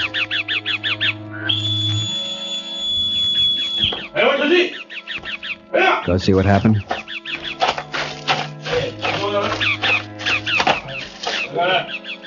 No.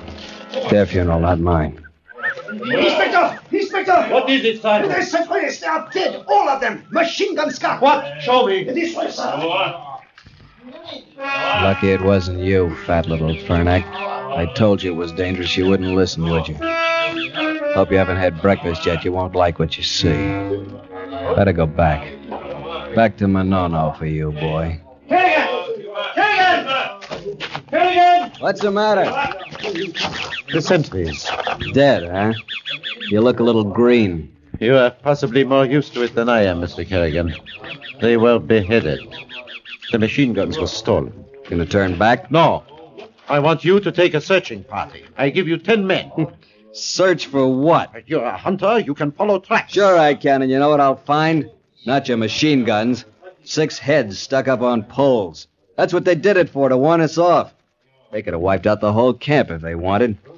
You better go home, Fernack. We go on. Sergeant Labat. Yes, sir.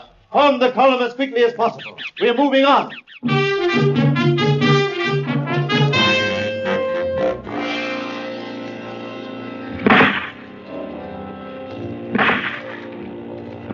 Should have gone back that first morning. You've got guts, though. You'll need 'em. We'll get there all right. They haven't hit a white man. Hammer's saving something special for us. Something special for me. You all right, Fernack? Yes. How many this time? I don't know. Sergeant? Yes, sir. Casualties? Yes, sir, sir. That leaves 3 Bantus, you, Labat, and me. What's the matter? You ready to turn around now? I want to get Hammer. If I do go back, it will only be to get 200 men. Forget it. This was the last attack. How do you know? Are you kidding? Why should he be afraid of you now? He's left us 3 Bantus for porters. How do you expect to drag him back to Manono with an army like that? He'll let us in, all right. Let's get moving.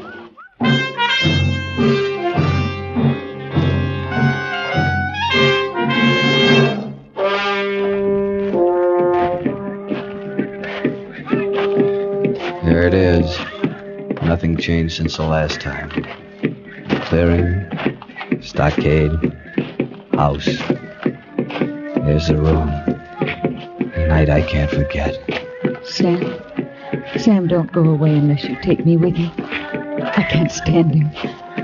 Oh, Sam, take me back. I want to be with you. You should have thought of that before. You wanted Ben. You got him. Wonder what you're like now. You're afraid of him. Sam Kerrigan scared. You're scared. You're scared. You were right, Alice. I was afraid. I still am. Now I'm back.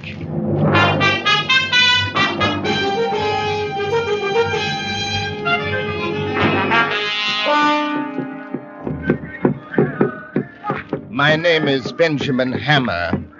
You are Inspector... Ah, yes. The message of the drums was unable to cope with the name. Mr. Kerrigan. Hello, Ben. I'm surprised to see you. I thought I made it clear at our last meeting that I should kill you if you returned. You had your chance. Why didn't you? I don't understand. Skip it. Benjamin Hammer, I have here a warrant for your arrest on a charge of embezzlement and murder. to which will be added responsibility for the death of 37 government soldiers. Responsibility? Your responsibility, Inspector, not mine. You should have known better than to enter Bahutu country. Kerrigan knows how savage the natives are. Didn't he tell you? I suppose not. Mr. Kerrigan is a deceitful man. You mustn't trust him. I don't. Well, before you drag me off to my doom, I should imagine that a bath and a cooling drink would be in order. Come along. You too, Sergeant. I want you to meet my wife. My men will take care of your Bantus. Little fat man. You're not afraid of him. Are you crazy? How are you going to do it? How do you arrest a king? Hot bath, cool drink, supper, and then any hour, any day he wants it. Goodbye, Sergeant Labatt. Goodbye, Inspector Governmental Fernac. Goodbye, Kerrigan. Alice, waiting like a wife at the door. Alice, it made you smile. Warm, red. I know those arms. I know you, Alice. Soft, dark, gardenias. Frightened? Who are you looking at? You're looking at me. My dear, I should like you to meet Inspector Fernac. He's come to arrest me. How do you do? Madame? And Sergeant... Labatt. Labatt. Sergeant? Mr. Kerrigan, you know, don't you? Yes, sir. Now run along and prepare food for our guests. Yes, sir. Inspector, I have prepared a room for you and the sergeant at the end of the corridor. Kerrigan, I don't imagine you'll mind going back into your old room, filled with memories, eh? Show them the way, will you? I don't mind. When you've had your baths and feel up to it, we'll take supper on the veranda. Why did you say you'd never been here before? What does it matter? You knew he was wanted, didn't you? No. To me, he was a guy who paid well for trade goods and told me to keep my mouth shut about his setup. I did because it was good business. How long have you known him? 5 years. 6. Haven't been here for over a year, though. Why did he speak of killing you if you returned? That's none of your business. I'll make it my business when we return to Manono. Yeah, you do that, Fernac, when we get back.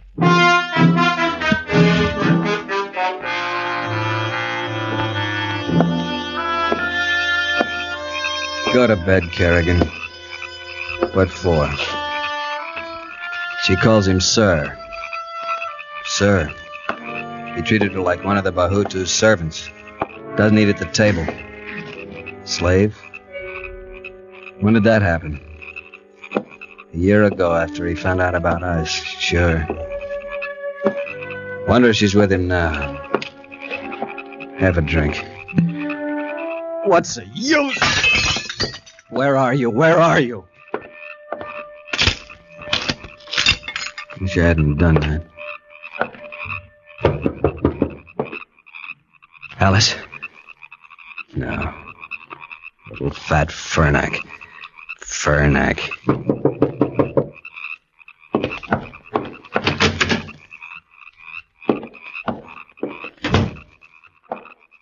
No, don't touch me. Alice. Alice. No, you mustn't.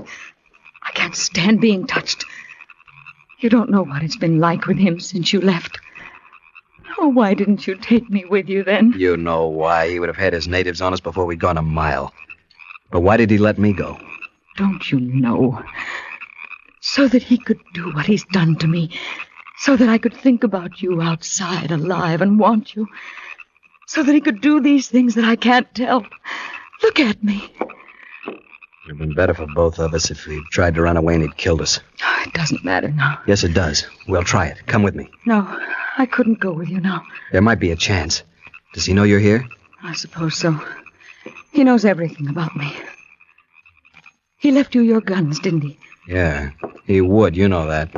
I want you to give me yours. I can't do that. I've got to kill him. I've waited a year for the chance. It's made me want to live, to kill him. He's been so sure, so safe, because he's so strong. But with a gun, I can kill him. I'll show him he's not a god. I'll show the natives he's not a god. Give me the gun. No. You loved me once. If you still do, do as I ask. I still do. That's why I want to take you away. You're afraid. You're still afraid. Give me the gun. I've got to. I've got to. Alice, no. Alice. No! Don't touch me. I can't stand you. Filthy. Dirty. Hold her. No, don't touch. Another night, though, yes. Gardenias. Waiting a year. Waiting. Not for Sam. Not for Sam. Waiting for a gun. Don't go. Don't go. Don't go! Alice, I've got to think. There may be a way. I'll talk to Fernac. We'll figure out something. Maybe tomorrow. He'll kill you all tomorrow. Alice! How does she know we die tomorrow? Leave me alone. I want to talk to you. Get out of here, Fernac. Leave me alone. What did she tell you? Nothing. You're lying. Get out! What did she tell you? Why did he leave us with our guns? Why have we still got our guns? Because that's the way he is. So we shoot him. How do you want to die after? It won't be easy like being shot. I've seen what the Bahutus can do to you. He knows I've seen it. I do not want to die, Mr. Kerrigan, but the Belgian government has seen fit to name me as its representative. If I am unable to arrest Hammer and take him back for trial, I shall have to shoot him here. You wouldn't have a chance. You've seen his guards of honor. He's their god, the immortal king, Ben Hammer. That's how he rules them. They think he can't be hurt, and he can't. Mr. Kerrigan, knowing this about him, why did you come back? Don't you remember you blackmailed me into it? I don't believe that. It was the wife, wasn't it? Yeah. The wife. I guess I would have come back someday anyhow. It's strange, Mr. Kerrigan. We seem to have parallel missions. Mine to take him out, yours to take her. Yeah. Too bad, isn't it?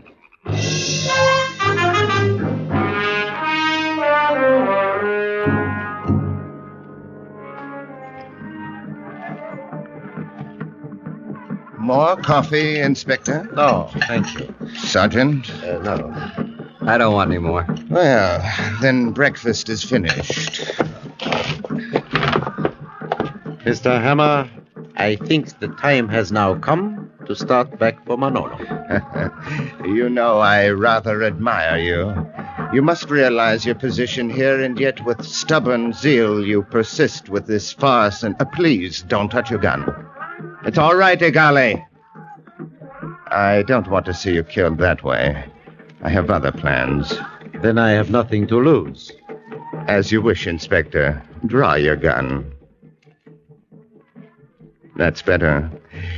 It is difficult to set in motion your own execution, isn't it? Mr. Kerrigan knows that. Come, we'll go out on the veranda. I want to show you something.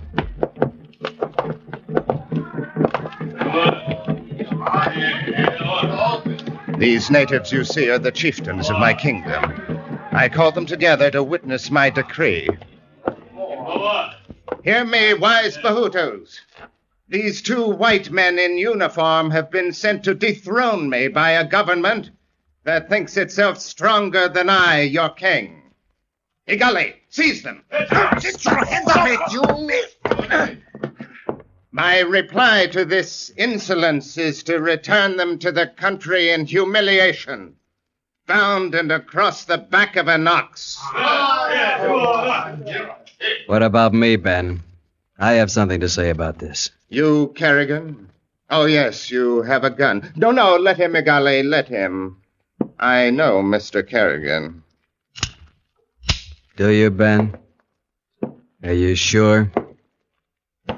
Tell your men to release the inspector and the sergeant. And if I don't? I'll give you 30 seconds, and if you don't, I'll shoot you. You'd like to kill me because of her, wouldn't you? But it wouldn't do you any good now. She wanted to do that. Go ahead. Shoot. Shall I tell you what they'll do to you then? They'll stake you naked to the ground and smear honey over you. Then the ants will come. First one, then two, then more. Your hand's shaking, Kerrigan. And when the ants are nearly finished, you'll be screaming then. They'll take sharp little sticks and they'll...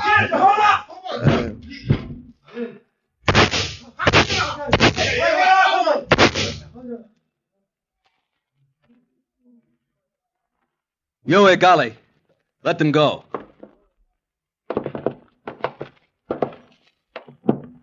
Don't look at me, look at them. They aren't doing anything. Just watching. King. King. You stand up. Him not stand up. Him not dead. Say he cannot die. No man kill him. He tell us when he come here. He show us. He drink poison from our arrows. He was no god, golly. He was no king. He's dead. Go look at him. He no god. He no king. He dead.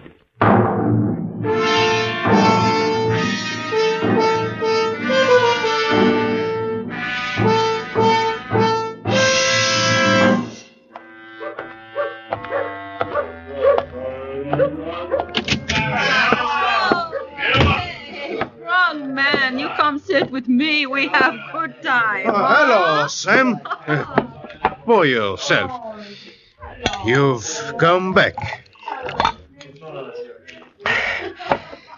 Yeah. I didn't forget your song. You've come back so soon. I play you another you like. Okay.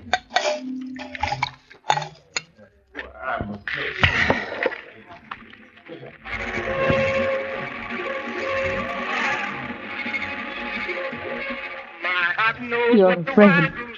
You're still afraid. Give me the gun. I've got to. I've got to. Alice, did you try anyway without a gun?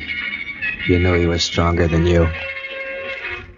You were lying there broken. I touched you. Don't touch me. I can't stand you. Or did Hammer kill you because you came to see me? But it wasn't me, was it? It was the gun you wanted. A year ago. Should have killed him then. Why didn't you take me with you then? Why didn't you take me with you then? You like the song, Sam? Sure. Fine. Can I bring you something? Yeah. A bottle. I'm gonna get drunk if you don't mind.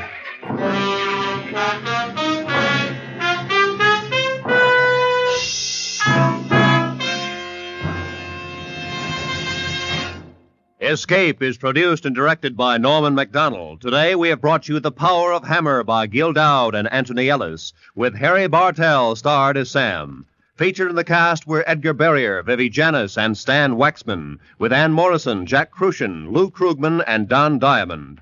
The special music for Escape was arranged and played by Ivan Ditmars. Well, my dear, I suppose we have time for one more before we must part ways once again, but I do hope you'll be back sooner than later. That feeling in the air that we're both experiencing, I wonder if it's not psychosomatic, if not some kind of shared hysteria. Oh, what's that? Oh, well, I am quite capable of imagining things, I suppose. Hasn't been tested, but I guess we'll find out. But now I want to take a moment and go away from such intense and harmful things, such brutish things. I want to focus on something that's more like murder by an expert.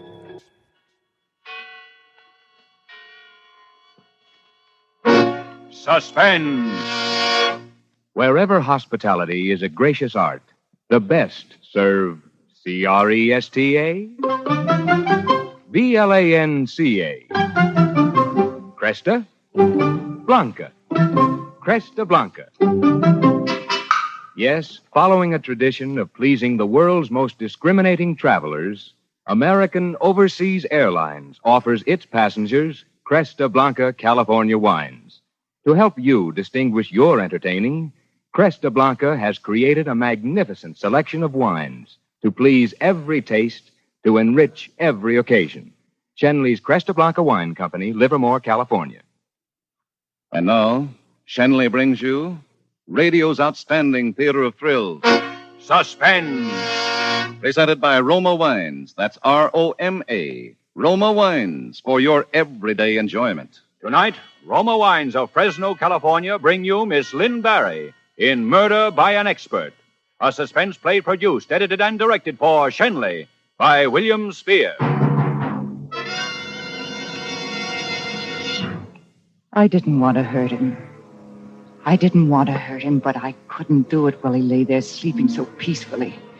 He had to be awake when it happened. He had to be awake. Bob? Bob, get up. Get up. Well, what's the matter? I haven't... We have an audition. What time is it? 20 minutes to 11. An audition in the middle of the night? There's a club over on 8th Street needs a dance team. Tabor just phoned me. Said to get over there right away. I didn't hear any phone. You were asleep. It usually wakes me. All right. I'll get dressed. I suppose they want us to go on tonight. I'm not going to be much good. I think it could wait till morning, anyway. That was step number 1. While he was dressing, I stepped out to the payphone in the hall. I could hear him in the bathroom. I looked at the watch. I didn't have to rush. I had time, enough time.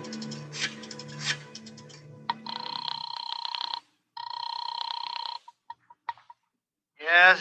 Hello, Jimmy? Was that you, Edith? Yes. Jimmy, we're battling again. I think this time it's the end. He's going to leave me. No, that's silly. Is he there now? Yes. Well, put him on. I'll talk to him. He's in the bathroom. He wouldn't come to the phone for me anyway. Perhaps it's best we split up. I don't know. No. Well, you're the best thing that ever happened to that kid brother of mine, and I won't let him do anything he'll be sorry for. Hey, suppose I drop up there now and see him. I don't know, Jimmy. I'll be right over, kid. You just sit tight. Leave it to me. I've been managing that spoiled little brat for years. I'll be right up there. Yes, Jimmy. Step number 2.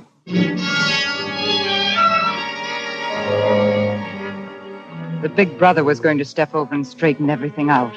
I looked at the watch again. It was 11:15. He'd get there at 11.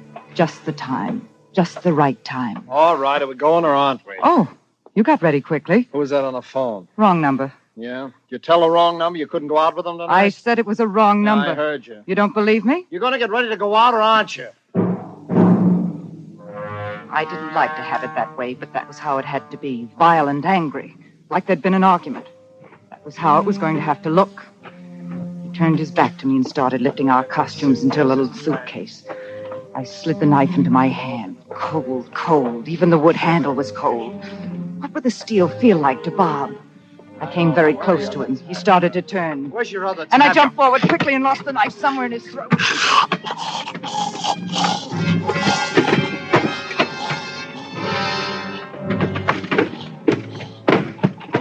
I hadn't meant to let the knife slip out of my hand that way. I stood quietly until he stopped writhing. Then I reached down and lifted the knife up and wiped the handle off. I had to do that. Then I dropped it again. For a moment, I watched the blood soaking across the rug. I couldn't take my eyes off it. I was fascinated by it. Then I snapped awake. I looked around the room. I don't know what for. I'd taken care of everything, but I looked anyway. And then I saw it. The little pocket watch that George had loaned me for the timing, because everything had to be timed right, just right. I must have put it down there when I did it. I slipped it into my handbag, put on my hat and coat. It was 10 to 11. That was when he died. 10 minutes to 11.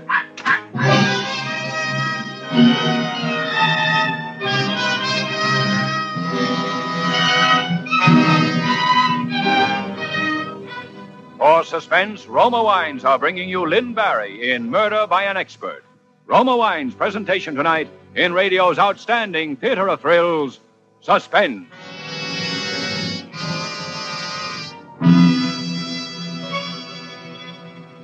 Suspense, radio's outstanding theater of thrills, is brought to you by Roma. That's Roma. Roma Wines, America's largest selling wines. So cool to come home to.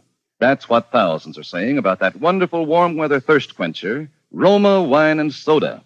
Yes, the tastiest treat in town. Cool Roma Wine and Soda is a tempting treat for the family, a delightful refresher to serve friends who drop in these sultry evenings. Just half-fill tall glasses with your favorite Roma California wine, such as Roma Burgundy or Sauterne. Pop in a few ice cubes. Fill with sparkling water, sweeten to taste. Remember, wine and soda made with Roma is better tasting, because Roma wines are selected for your pleasure from the world's greatest reserves of fine wines. And now, Roma Wines bring back to our Hollywood soundstage Lynn Barry as Edith Reed in Murder by an Expert, a play well calculated to keep you in suspense.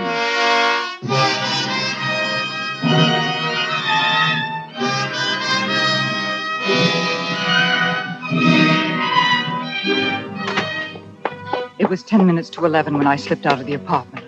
The timing had to be right, just right. That was when I'd killed him. 10 minutes to 11. I had to get away quickly now. It had to be the back stairs. I went down them as quickly as I could, my heart beating wildly.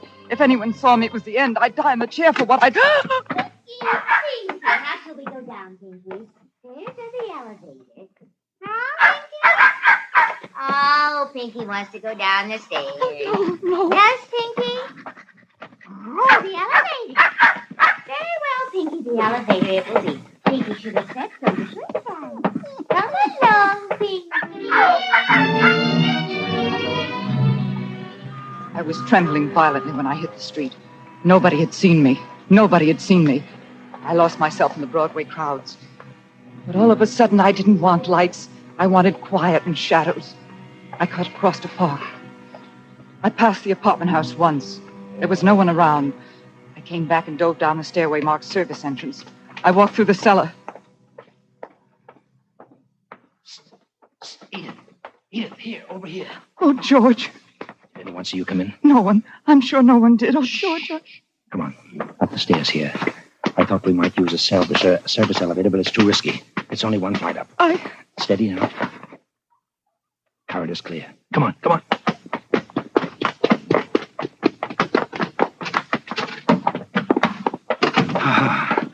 There.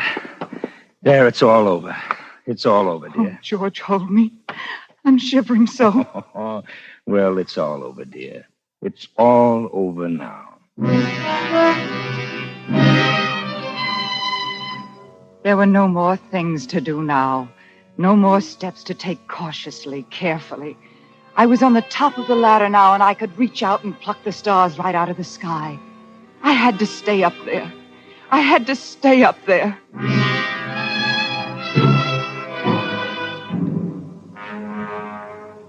I wasn't nervous at all, Val. You'd have thought I'd been doing that sort of thing all my life. Oh, you're wonderful, Edith. All I remember is the blood on the carpet. It'll have to be cleaned, you know. Mm-hmm. We will be happy now, won't we, George? Oh, that will be the police. Oh, I'd forgotten. I was thinking it was all over. It's just this little more. Do you feel up to it? Oh, I'm all right, dear. I'll be fine. You'll see. I won't throw it all away now. Open the door. Ms. Reed? Yes? We're from the police department, Ms. Reed.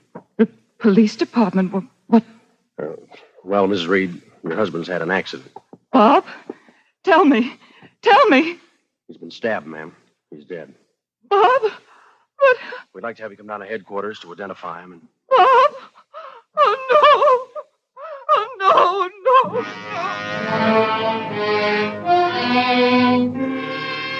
I cried then. It was sort of a release. I was tired and lost all of a sudden, and I cried real tears. I knew they would be impressed. I was crying because I was tired, and they would think I was crying because of Bob. And that was good. That was good. I thought we might go downtown in a police car. Instead, they had a cab waiting, and they were considerate. And they drove slowly. Only they drove slowly along Broadway, and I couldn't ask them not to. And I had to close my eyes to keep out the light, to hold down the memories. And that was good, too. They thought the pain I was having was grief over Bob. He's in here. This door here. On the table here. Just a lump under a white sheet. Just a long lump under a white sheet. All that was left of Bob. All that was left of the man who'd been my husband. I'll have to take the sheet off his face now, Miss Reed. Steady. This your husband? Yes. Yes, that's Bob. Steady. Steady. That'll be all in here. If you'll come with me.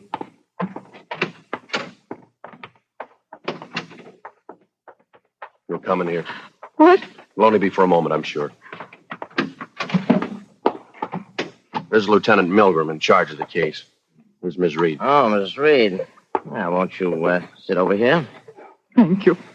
I know you must be under a terrific strain, and I won't keep you any longer than I have to, Mrs. Reed. I'll make things as easy for you as I can. And this is George Lee. How do you do, Mr. Lee? How do you do? We've all been terribly shocked by this. Yes. Who would want to kill Bob? He had no enemies. Was it robbery or... No, I'm afraid it was no robbery. But then what? You went out tonight. Yes. Early? Yes, at about 7. I don't know the exact time. Close to 7. The doorman would know. As we asked him, he said 7. When did you return to your apartment? I hadn't been home all night. Where were you? Well, she was at my place. You must know that. Your men picked us up there. Uh-huh. Yes. Yes, she was with me. Oh, on business, I assure you. Mr. and Mrs. Reed were two of my dearest friends. I'm a dance director. I was working with them on a routine. He had wanted me to say I'd been in another man's apartment. He had wanted me to come right out and say it. Cops thought it was unnatural to be too good. They became suspicious if you were too good. There was a leaky water faucet that kept dripping somewhere in the room. And you stayed in the apartment till now? Yes, of course. I see. What time did you get to Mr. Lee's apartment? About 7:15, I guess. Doorman up there? Yes. Suppose he saw you go in? Yes. Oh, look, Inspector. Lieutenant. I'm sorry, Lieutenant. You're not thinking that Edith here could have had anything to do with this horrible thing? I didn't say so, did I? Well, I can assure you that Mrs. Reed did not stir from my apartment all evening. Well, before you left your own place, Mrs. Reed, you asked a neighbor to go into your apartment at 11 o'clock and wake your husband up, didn't you? Yes. Bob was supposed to come with me to Mr. Lee's, but he had a headache and said he would lie down for a while. Try to sleep it off and join us later. I asked Mrs. Ryan to drop in on him at 11 and wake him. Uh-huh. I knew he would sleep it out if I left him alone, and I did want to get this routine finished. I see. Mrs. Ryan didn't stab him. No, Miss Ryan didn't stab him. She went in at 11, as you told her, and she found Mr. Reed lying on the rug and someone standing over him with a knife in his hand. Who? What? Who? Joe, ask one of the boys to ring in, Yes, sir.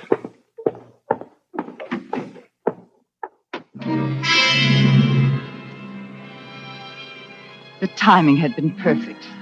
Everything had gone well. I was aware that I wasn't shivering anymore.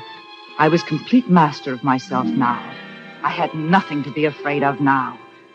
Why, he'd even picked up the knife. Edith! Oh, Edith, thank heaven. Jimmy, what? Edith, will you tell these guys what's what? They seem to be in some kind of a fog. They think I killed Bob. I don't know what's happening to me, but... Easy. You don't mean he... Yes, he's the fellow Mrs. Ryan found with a knife in his hand, his own hunting knife. Oh, no, that's impossible. Bob was his brother. Jimmy, I know you didn't do it. Well, of course I didn't do it. Tell him about the quarrel. Tell him about the phone call. About the quarrel? The phone call? Yeah, tell him that I was sort of a misfix-it for you two when things got out of hand. Tell him how I felt about Bob and you. What quarrel, Jimmy? What phone call? What quarrel? Well, the one you had tonight with Bob. What's the matter? Tell him about calling me up. Jimmy, what are you talking about? What am I talking about? You called me tonight from the apartment and said you and Bob were splitting up and... Well, why are you shaking your head? I just don't know what you're talking about, Jimmy. Bob and I didn't quarrel. I didn't call anyone. What time did the call come? Oh, about 11:15, and around that, I said I'd be over and try and straighten things out. Mrs. Reed was with you at the time? What? Oh, yes, certainly. Did you make any calls? No, none. Edith, for heaven's sake! Was anybody with you when you got the call? No, I was in bed. It was your knife, wasn't it, Mac? Oh, yes, but I don't know how it got to Bob's apartment. It was there when I got there. Bob was dead when I arrived. You quarreled with your brother on occasion, didn't you? Not quarrel. No, I was the older brother. I had to straighten him out once or twice. Mrs. Ryan says you often quarreled with him. Oh, they weren't quarrels. Edith, she used to call up when things went wrong, and I'd hustle over and help out. I had a lot of influence with Bob. I tell you, Oh, Edith, you're kidding with me.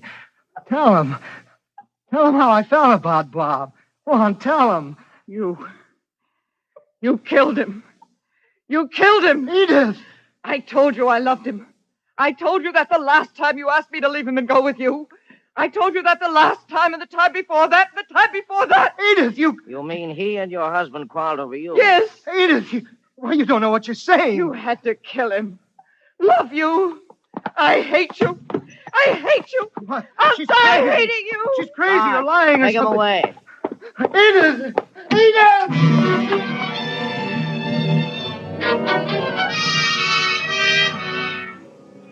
I did it well. I did it superbly. I was sorry for Jimmy, but he didn't count, really. It was him or me. I was after happiness, and nobody was going to stand in my way. Nobody. They drove me home in a police car. George went home alone. I suddenly remembered I hadn't a chance to give him back his watch. It was a foolish little thought to have now. The night air will make you feel better. Cool, you know. Yes. Your husband was a fairly wealthy man, wasn't he? I don't know. Yes, I suppose he was. Didn't use much of it, did he? Why? Well, he wanted to be a great dancer. Show business was in his blood. Oh? He said he was going to become as great as Astaire or Bolger or Kelly. Oh. And he was going to do it the way they did it, the hard way. He wasn't going to buy success. He insisted we live on our club earnings and ignore the other... I see. Well, you'll be quite a wealthy woman now. I don't want to think about it. Here we are, Chief. Well, good night, Mrs. Reed. Oh, it's almost 2:00. Good morning, Mrs. Reed. Good morning. Want me to see you in? No, I'll be all right. Thank you for everything.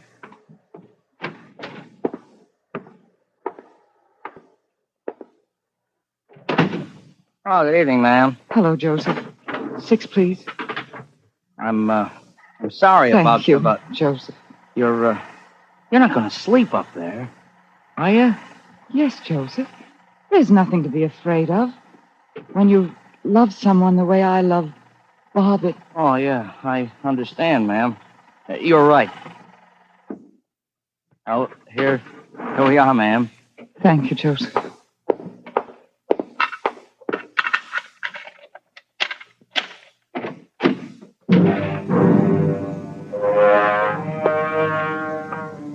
I stood in the doorway for a moment before I snapped on the light.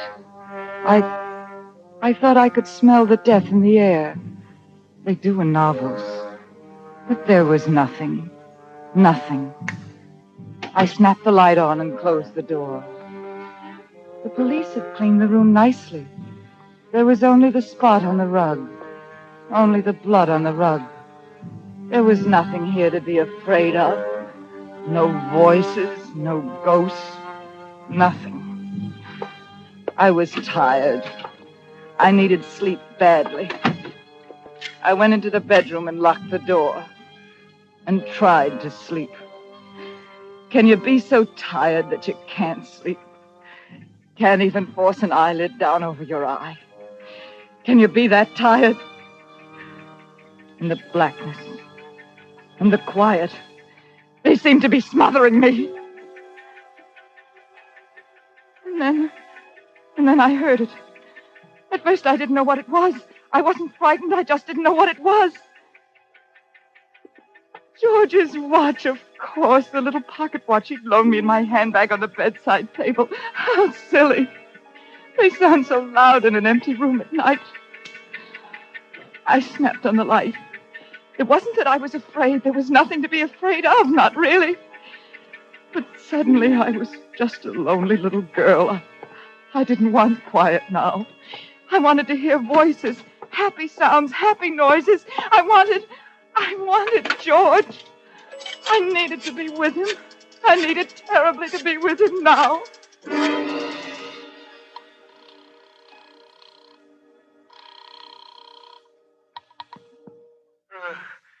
Yes? George?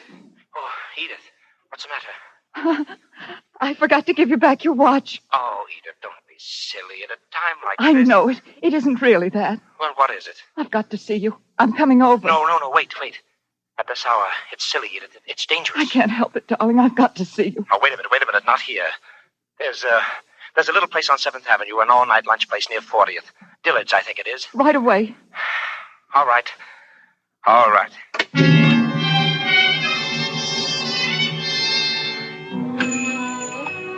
The place looked empty when I got there, only a fat little man at the counter slicing some kind of meat. And then I saw George at the back at one of the few tables in the place. I ran back. Dearest. Edith, no. It's not smart. I just want you to hold me. Hold me for a moment. I need you so. Edith, please, the waiter. Oh. Stop trembling. You're trembling. Yeah? What'll it be, folks? 2 coffees, please. Do you want anything else, Edith? Just you. Huh? I bought him tonight. I don't get it. 2 coffees. Just 2 coffees, please. Sure. You're overwrought. Why? Because I said I bought you. When will we get married, dear? Soon? You should be home sleeping. I suppose we will have to wait a little while for appearance's sake, but set a date, dear, now. Go ahead. Please, the waiter. 2 coffees. Next month, perhaps. In June. Edith, please, let's discuss this whole thing tomorrow in the sunlight when things are normal. In July, then. Sometime in July. What's the matter, George? When, then?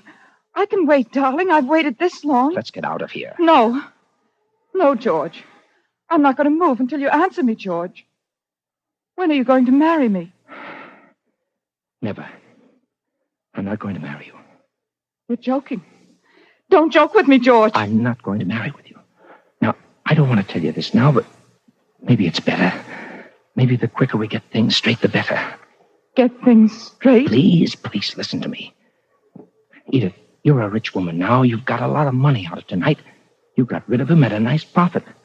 So why not look at it as a good business deal and nothing else? I don't understand. A good business deal for both of us. We both took chances. George, I don't. I want half of what you inherit, the insurance and such, for my silence and my lies and my general help. I'm not in love with you, Edith. I never was. I needed the money. There's someone else? Yes. There always was.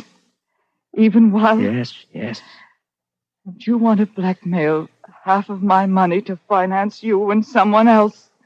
A business deal. The whole thing was just a business deal. Please. It's very funny. Bob wouldn't give me a divorce, and even if he had, I'd have gotten no money. And you and I would have needed money to live on. So I killed him. All that terror and all that blood for a business deal. A business deal. It's very funny. It's really very funny. Are you going to eat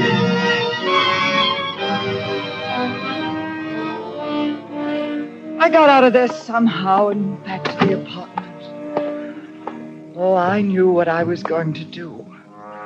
I knew exactly what I was going to do.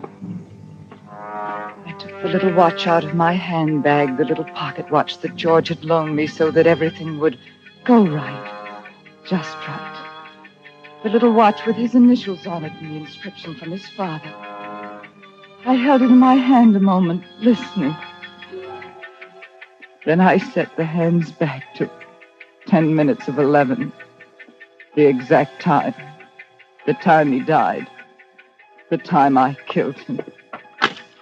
Then I put the little watch down on the floor and ground it under my foot. I picked it up and listened. It was stopped. Broken and stopped. Stopped at 10 minutes to 11.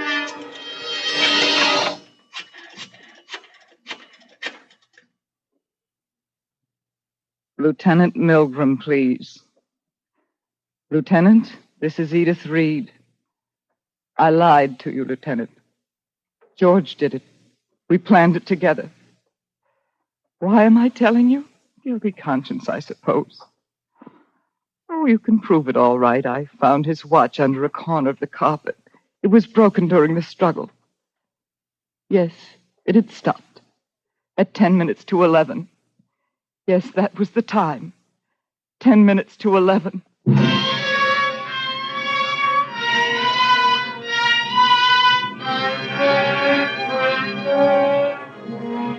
It's terrible to love someone as much as that. I wonder if the other one loved him that much. But he'll never know now. And I suppose he'll never forgive me. George will never forgive me.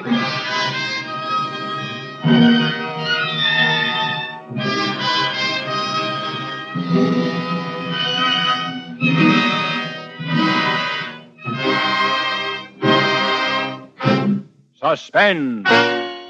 Murder by an Expert, starring Lynn Berry. Presented by Roma Wines. That's R-O-M-A, Roma, California Wines. Well, my dear, I suppose it is getting rather late in the evening, but I appreciate you spending this time here with me, helping me sort out what it is that drives us, what it is that envelops us as time goes by. I'm always happy to see you, my dear, and I look forward to seeing you here again. I'm going nowhere, and fast. I can assure you of that. But now it's time for you to head back to your beautiful home before the sun comes up, so that you can make your way over the river through the woods, well past Grandmother's house. And as you go through the doorway of your beautiful home in your beautiful town, as you head into your comfy bedroom and you lay your head on that soft pillow, before you doze off and head to the land of Nod, for me, please take one moment and remember to be thankful for what you have, and I'll be seeing you soon.